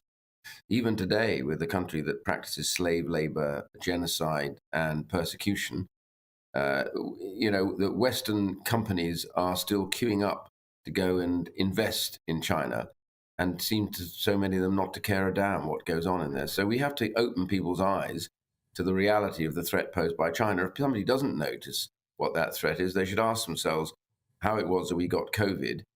The reality was that they didn't declare it, no matter how the origins were, they simply didn't declare it in time. And the result was the World Health Organization were not able to declare it as a pandemic, and it spread to all of us. So those are the examples of what happens when you get nations that simply don't obey or stick by the normal rules that exist for all the rest of us. And sadly, nearly 6 million deaths later and trillions of dollars of economic damage later, we're not likely to get a definitive answer that allows us to go to them and say, actually, could you cough up a little bit? Justin, in terms of how the world has changed in the last 6 months, it seems to me, and you mentioned China, that this idea, I wonder how many of us have really woken up to this change, really, at the early stages of the 21st century, that Russia and China have forged an alliance with the express determination to take down the hegemony of the West. Yeah, actually, I think if you listen to President Xi in China, whose arrival as the head of the Chinese Communist Party and government has very much dictated the direction of travel. So they've given up, it appears to me, on what I call diplomacy in any shape or form, and they now think that they have the might and the power to insist. So what we have here now is a growing economic power in a way that the Soviet Union never was. The Soviet Union was a threat because of nuclear weapons and because the numbers of people it had, but at the same time, it did so on an economy the size of a peanut. So this is really about challenging the ideals and the nature of democracy, free speech, the rule of law, and human rights. This is what President Xi has said categorically. He believes we are weak and that our form of government is not the natural form of government. It's an aberration over the last 200 years, and that the natural form of government is that of dictatorships and autocracies dictating for their public what to be done and not asking them to vote on whether or not they should be the right people to take it forward. Now, that is a direct challenge to us. He makes no bones about that. And the Soviet, he said the Soviet Union, Russia is in the same boat. So Ian Duncan Smith, it's depressing, but it feels true, sadly. Thanks very much indeed for your time. Thanks a lot.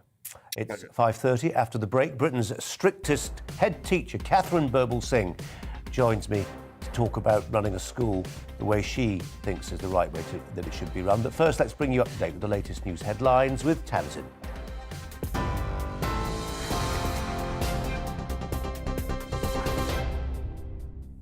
Colin, thank you. It's 5:30 in the GB newsroom.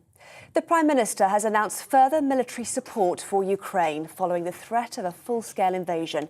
Boris Johnson told MPs defensive weapons will be sent to Kiev as a result of Russia's aggressive behaviour. President Vladimir Putin says Moscow is still ready to look for diplomatic solutions with the West. A rapist who was caught on CCTV carrying his victim through the streets of Leeds before attacking her has been given a life sentence. Austin Isandi was captured on camera in August 2015, but he was only caught last September after assaulting another woman whilst working as a delivery driver. He's been jailed for life with a minimum term of 16 years. Staffordshire police have renewed their appeal for help to find a woman who's been missing since Saturday.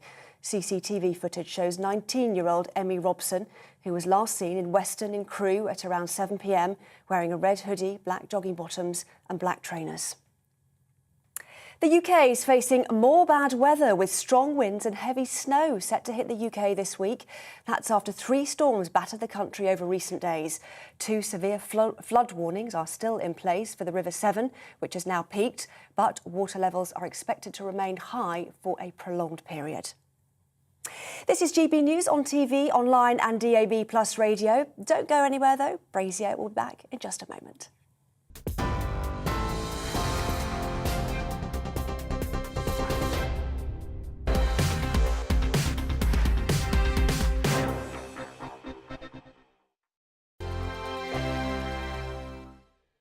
GB News is the UK's home of discussion and debate from all perspectives. To stay up to date on the latest stories, make sure that you subscribe to the GB News channel right here on YouTube. You can watch us live 24/7 across the whole world. You can also check out exclusive content and catch up on previous episodes of your favourite shows.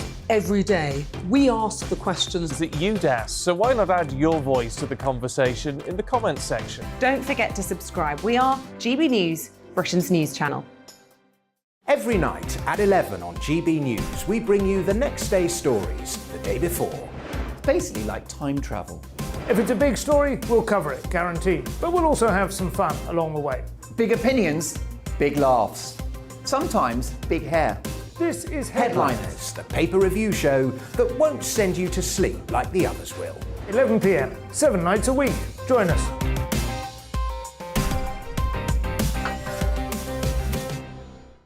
Hello there, I'm Eamon Holmes. And I'm Isabel Webster. And we hope you can join us for Breakfast with Eamon. And Isabel. You make me laugh out loud, belly laugh. Is that important first thing in the morning? Yeah, absolutely. And there's me trying to be deadly serious.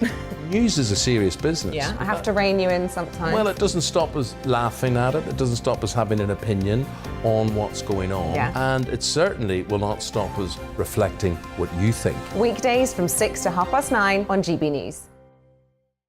I'm Dan Wootton. Join me Monday to Thursday from 9 to 11 for the feistiest and most fun news debate on TV, where free speech reigns. I'll bring you a sharp take on the day's biggest stories, bombshell newsmaker interviews, and A-list guests. And I guarantee you, no spin, no bias, no censorship, and no reason to go to bed. That's Dan Wootton Tonight, Monday to Thursdays from 9 on GB News.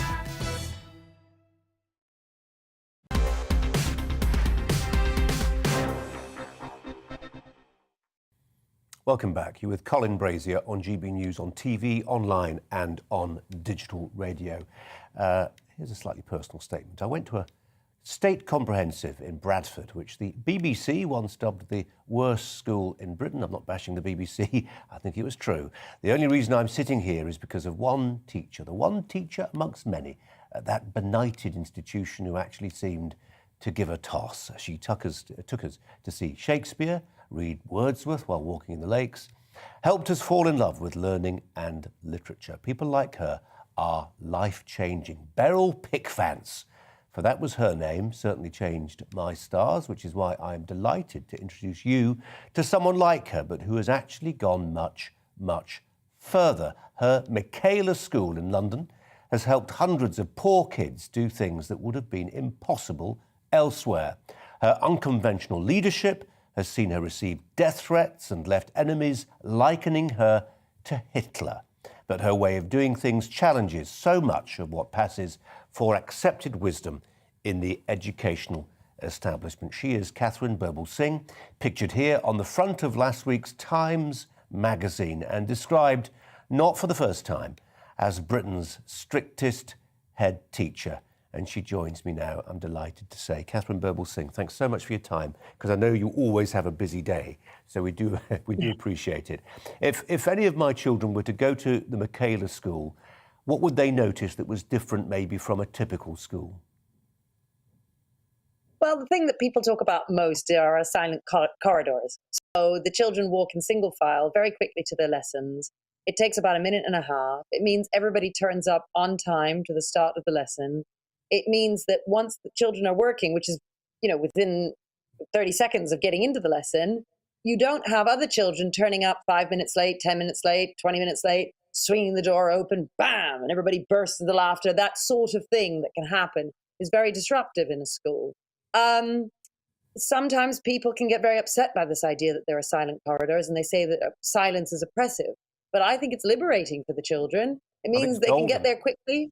When you're trying to catch up a child with his reading age, his chronological reading age, for instance, might be of a 7-year-old, but he is actually 11 years old. You need as much time as possible in the classroom with him to teach him so that he can catch up. Catherine, if you don't mind, I'm just going to go through a couple of things I've written, half a dozen things I've written down. I want to do it quick fire, so you could just help our viewers and listeners build up a picture of how the school is different, how Michaela is different. So where do you stand, for instance, and we'll try and do this quickly, on phones in school? Yeah, so, well, obviously we don't have phones in school, but we go further than that. We encourage families not to give them smartphones at all. So we have a whole digital detox system. Now, this is up to the children. It's entirely voluntary, where they can give their phones in. I've got this big safe, and after school every day, a teacher's there manning it, so that the children give in their phone, and the brave ones give it in from Monday to Friday. The ones who perhaps are coming up towards the GCSE exams might give it in for 3 months. Others might say, okay, I'm new to this. I'm going to give it in for one night and see if I can get allow myself that freedom from my phone for one evening. Parents absolutely love it, because obviously it supports them if they're trying to do that sort of thing.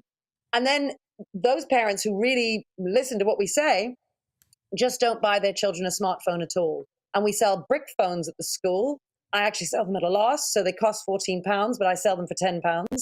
and that's because I know it's the number one thing that's going to help those children succeed, is getting them off those smartphones. The brick phone still allows you to text your child, you can phone your child, so all of those elements of convenience. I've tried the brick phones. I've tried the brick phones. John Brazier, if you're listening, there's a safe that's going to be arriving in our house soon. Okay, so that's phones. Catherine, uniforms, school uniforms. Yeah, so we have a school uniform, but we are really strict about the rules. So the thing is, all schools sort of have these rules. They just don't necessarily enforce them. Most schools have a uniform and want the children to have the ties to the top and the shirts tucked in. They just don't necessarily insist on it. We simply insist on it, that's all. And when you insist on it, it means all the children have their shirts tucked in and have their ties to the top. I mean, I have to say, we never have to tell the children to tuck the shirts in and so on, because they just look proud and they're in their uniforms and they walk, with this sense of, I'm a Michaela pupil and isn't it wonderful? And it gives you a real sense of team. When the England football team go out to play, they're all wearing the same shirt and they're a team, they're going to win together. And it's the same with us. We recite poetry together, we sing God Save the Queen together, and we're all wearing the uniform together, and we're going to go out and conquer the world. But unlike the England football team, they generally don't have to serve detention if they lose a match. What is your detention policy? It's described as quite hard line. Yeah, so if you were to turn around in the lesson, you'd first get a demerit, that's a sort of warning, and then if you were to do it a second time, you would get a detention. But I have to say that because the culture, what ends up happening is that the culture is such that the standards are so high, everyone gets used to that. So turning around in a lesson is a very rare thing. They just don't do it. And they're so engaged with the lesson and their hands are always going up. That's the other thing. You say, what would they notice first of all if you visited? Well, you'd notice silent corridors. The other thing that guests say is that they can't believe how many children in the lessons are super engaged. Question gets asked and 75% of hands go up and they're all super keen and wanting to answer the questions. And there's a culture of achievement. Sometimes, your listeners will know that there can be a culture, sadly, in classrooms where you're a bit ashamed to be the person who knows the answers. You're ashamed to do well in the tests, and you don't want the other kids to realize that you've actually been working. Too cool, Whereas we've got for school. Culture. You don't want to be the SWAT. Exactly. And we've got the opposite culture, which is that everybody's wanting to be at the top and everyone's wanting to do as well as they can. And because so many of them are putting their hands up, if they get something wrong, well, it's fine, because next thing you know, the hand is up again and then they're able to answer another question. There's no shame around getting it wrong or shame around getting it right. Everyone's just trying to learn as much as they can. And that, I think, comes from the excellent discipline that's there. So the teacher is supported in their in their teaching, so teachers come here and think, isn't it wonderful? I get to really teach and I get to build relationships with my children. And the reason why I'm able to build relationships is because there is a calm there. So I can really show my personality and we can have a bit of a laugh, and that's all really nice because they're safe and secure in that orderly environment. I think people often think, well, order and structure are bad and that being strict is bad. I had a new member of staff who's coming to join us in September. She came here today and she said, well, she asked me, well, what is too strict? And I thought, well, when you're mean. If you're mean, then that is too strict. There's something wrong with that. Tough love is what I like to call it. And when you love your children, you hold your standards high for them. Because if you put your standards there, the children will reach there. If you put them up there, they're going to go there. So you've got to keep pushing them and scaffolding them and helping them. And then eventually when they get to 16, 17, 18, you can say, off you go, little birdie, fly. And then they can do it without you. Yeah, and I love the fact, and I'm sorry if this is coming across as sycophantic, but I think what you're doing there is fantastic. I'm appalled that you are so frequently denigrated for doing something which is turning around lives which have otherwise really quite limited prospects. But I think some of the stuff you do is really quite daring. I mean, maybe that's the wrong word for what I'm about to describe, but you're quoted as saying, for instance, that you'd rather they listen to Beethoven and Mozart than Stormzy, because actually they can listen, and they will listen to loads of Stormzy out there outside of school. Here is the place where they do the more elevated, rarefied stuff, the soul-nourishing, high culture stuff. And why shouldn't they have high culture? Well, exactly. And the thing is, too often in education, sadly, I mean, well-meaning people, teachers, think to themselves, because the discipline isn't there, and because they're not well supported by their senior team, they think, well, how can I get the kids engaged? I know what I'll do. I'll make it more relevant to the kids. So rather than teach them Mozart, who's boring and dead and so on, what I'll do is I'll pick Stormzy or something like that, and we'll do this instead because that's fun and it's what no, and that way they'll be engaged. But what I would say is that if you get the discipline right in the first instance, then you're able to take them to worlds they would never otherwise have known.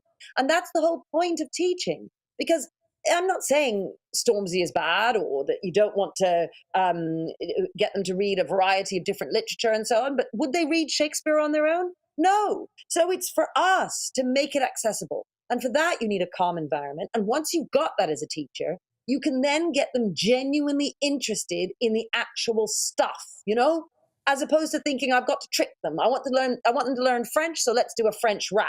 Or I want them to write an essay in English, so I'm going to get them to write an essay about what they think about their school uniform, as opposed to I'm going to get them to write an essay about Macbeth.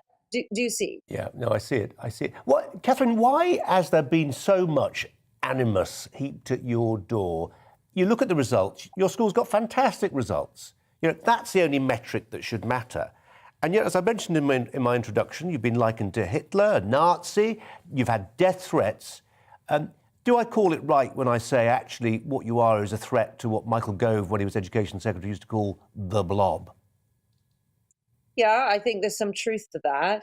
I think that what I found, look, we get over 600 visitors here a year, and most of those are teachers. So, there are lots of teachers out there who are really interested in learning from us. I hear from them often, classroom teachers who write to me saying, oh, I've learned so much from the things you tweet or from my visit to Michaela, and now I'm doing that in my own classroom and things are so much better. So there are lots of teachers who are, on our side. But there are, and I'd say they're a significant minority. They're not, they're not majority by any stretch of the imagination, but they're very loud. And the minority are ideologues, is what I'd say. And they, rather than think, oh, well, that's interesting, that school's doing interesting things, maybe I could learn something, they're so convinced of their own methods that they won't question it and they won't change their minds. And I always think to myself, these people always go on about critical thinking. Well, I wish they'd apply some critical thinking to themselves, and use it and just question what they assume is right, even though it's perhaps not working. That's all. And that's what I did, because I used to be a progressive teacher. I used to think all the same things as my detractors think right now. Was there a moment, Catherine Birbalsingh, was there a moment when you thought, holy smoke, this isn't working, something else needs to work here? Was there a moment? No, it wasn't a moment. It was over years. What would happen is, you know, when you're on your PGCE or when you're being taught at school, there's some speaker who comes in and tells you to try out various activities. You try them out, and then you think, well, you know what? The more traditional activities were actually much more successful. So I'm going to stick with these. and oh yeah, they tell me that actually you don't want to have silence, but you know what? When they're silent and working, they're actually getting a lot of work done. I quite like this. So it was just over years that I came to realize that what worked and what didn't work. But you've got to be open-minded enough to try different things out. And that's why I changed my mind. And certainly in the establishment of Michaela, just in the last few years for that matter, I've developed my thinking in so many different ways of what works and what doesn't work. Because we've just got a wonderful example here of a place where loads of learning can take place. And I'm always saying, you know, go on our website, you can book in for lunch with the children. Colin, you must come and have lunch with the children and have a tour, and you'll see what I'm talking about. I've had my last school lunch. I don't propose to have any more. Catherine, it seems to me that all that will make loads of sense to loads of people. What you've also done is you have inserted yourself, I think quite forcefully and, you know, in a way that's very compelling into the culture wars more broadly. I mean, for instance, you're on Twitter a lot. You've written 3 books, I think I'm right in saying. You said recently, quote, black children underachieve because of what the well-meaning liberal does to them. I mean, so you're not just, you know, you're saying things that address some of the really big questions around identity politics, around race, you know, fan of Black Lives Matter. You didn't need to pick those fights, but you did. Yeah, that's also probably why they don't like me. Yes, I am a bit outspoken about those things, and that's because I think those things hurt my children. So, and I'm very passionate about our children and wanting them to do well, and children across the country. And I don't think it's helpful to tell children, whatever they are, whether they're black or poor or they live in a council estate or they have a single mom or whatever it is, if you're constantly telling them that the world is against them and constantly saying that, you know, this establishment hates them and there's going to be so many difficulties for them and so many obstacles, the child will give up. And the child will not be able to bond with their teachers and with potential, you know, employers later and so on. There needs to be a certain amount of trust there. And so while I'm not someone who would deny that there's such a thing as racism or classism and so on, I just don't think it's helpful to constantly bombard the children with that. So instead, what we do is we're regularly encouraging them to work hard and to set themselves that self-discipline and the ambition to go after what they want. And that, yes, there are obstacles out there, but you're going to leap over them. And nobody's going to stop you because you've got this, and you've got this because you've got the knowledge, you've got the skills, and you're going to go out there and get what you want, you know, as opposed to kind of lamenting the fact that life is so difficult for certain groups of people. Yeah. Catherine, Lynn May's been alongside me throughout the last couple of hours, and I know she's nodding vigorously. I may have a question or two for you. She left school more recently than I did. Yeah, we've spoken before, and I just wanted to say I love what you're doing, and I wholeheartedly agree that it's important to teach, you know, the impact of racism. It's important to understand it's there. However, I think a lot of groups have got to a space where it's become a handicap. And if you make the colour of your skin a handicap, you will not see beyond that when you look in the mirror.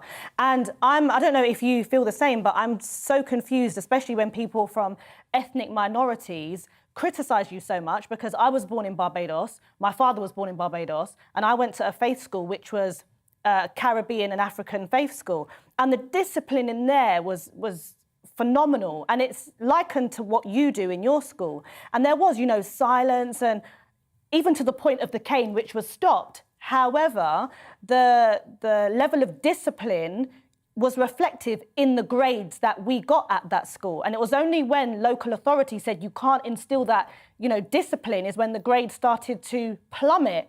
So it's, if anyone questions you, you can see the results, and people should be based on the results, that it works.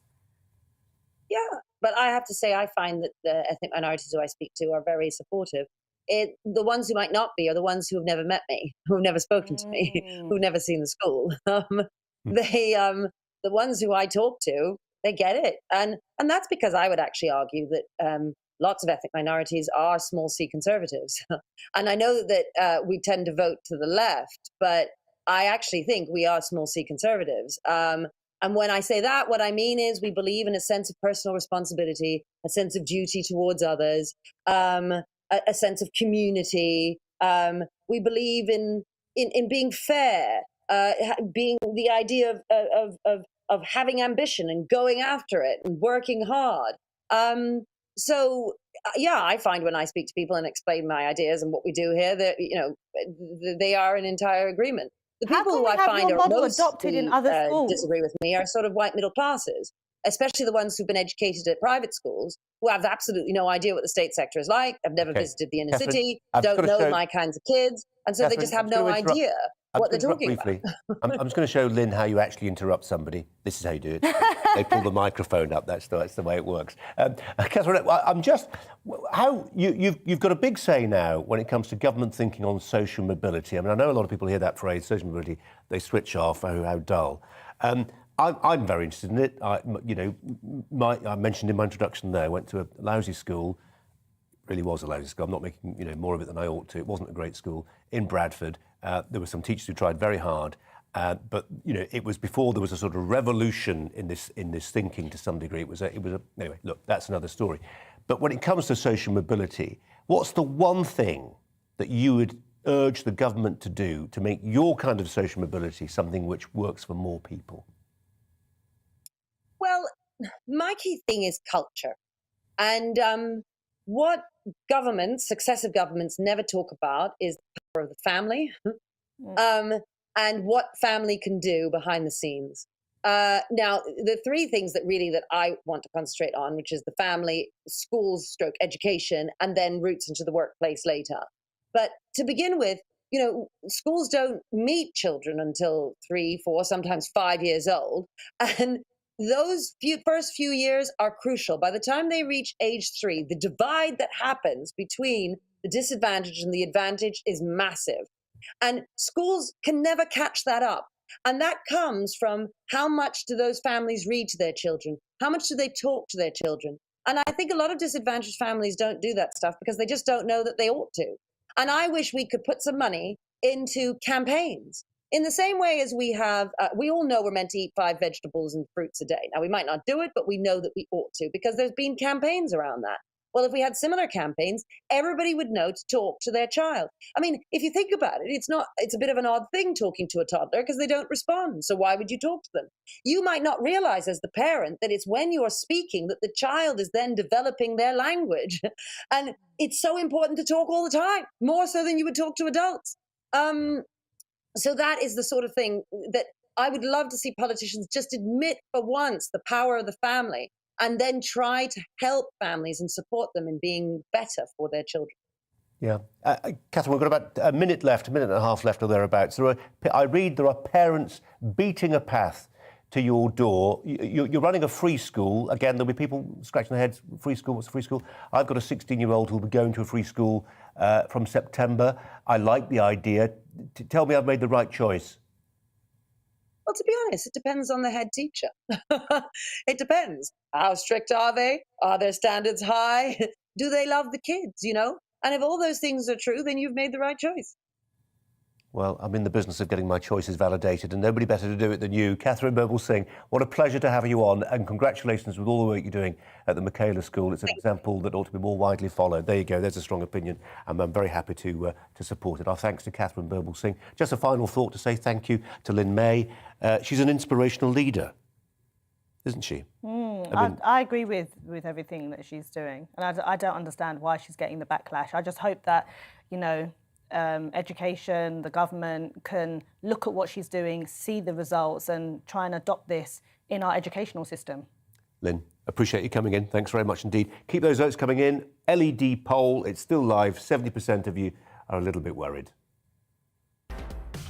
More news coming up. Hello, I'm Luke Mark with your weather forecast. We've got some very cold and wintry weather over the next 24 hours. Warnings in force for snow and lightning across Scotland and Northern Ireland. This is a cold front pushing its way southwards, introducing much colder air than we've seen of late across the country. Still very mild across the south, but it's this blue air that is pushing its way in, bringing those wintry showers. Now, the cold front will have some heavy rain on it. That turns to snow on its back edge across the higher ground, and then we see frequent blustery showers blowing in through the course of the night into Thursday morning. We could see as much as 10 to 20 centimetres over the hills, a few centimetres down at lower levels. Very cold out there as well, with frequent lightning as that rain continues to sink its way southwards. So a bit of a wet grey start across southern and eastern parts of England and Wales through the morning. Brightening up though through the day with scattered showers following on behind.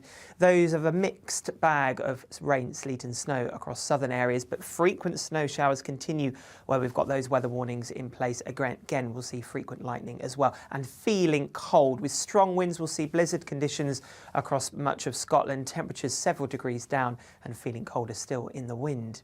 Those frequent showers continue through Thursday evening, gradually fading away, but we could see some wintriness across the higher ground of the Pennines, perhaps North Wales for a time, but gradually things settling down then into the small hours of Friday as a ridge of high pressure builds in. So with clearing skies and winds easing down, those temperatures will start to take a bit of a tumble. So there will be some frost around first thing on Friday morning.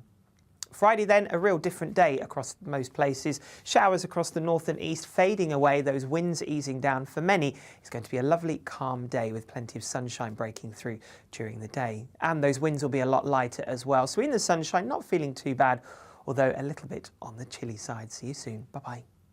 My name's Tom Harwood, and every weekday we bring you The Briefing live from 9:30 a.m. The stories, analysis and live debate that you need to hear. Quite right, Tom, of course. Was this something that had been considered at all? Difficult to answer. Gas-guzzling helicopters circling. Noise is being made here. Joe Biden walking out. Thank you very much for joining us. Don't miss it. The Briefing with me, Tom Harwood, Monday to Friday, 9:30 a.m. on GB News.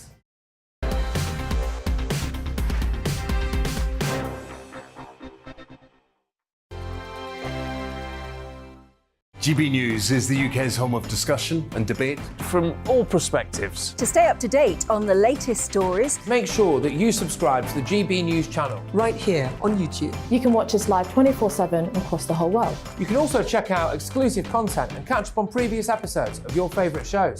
Every day, we ask the questions that you'd ask, so why not add your voice to the conversation in the comments section? Don't forget to subscribe. We are GB News, Britain's news channel. Every night at 11 on GB News, we bring you the next day's stories the day before.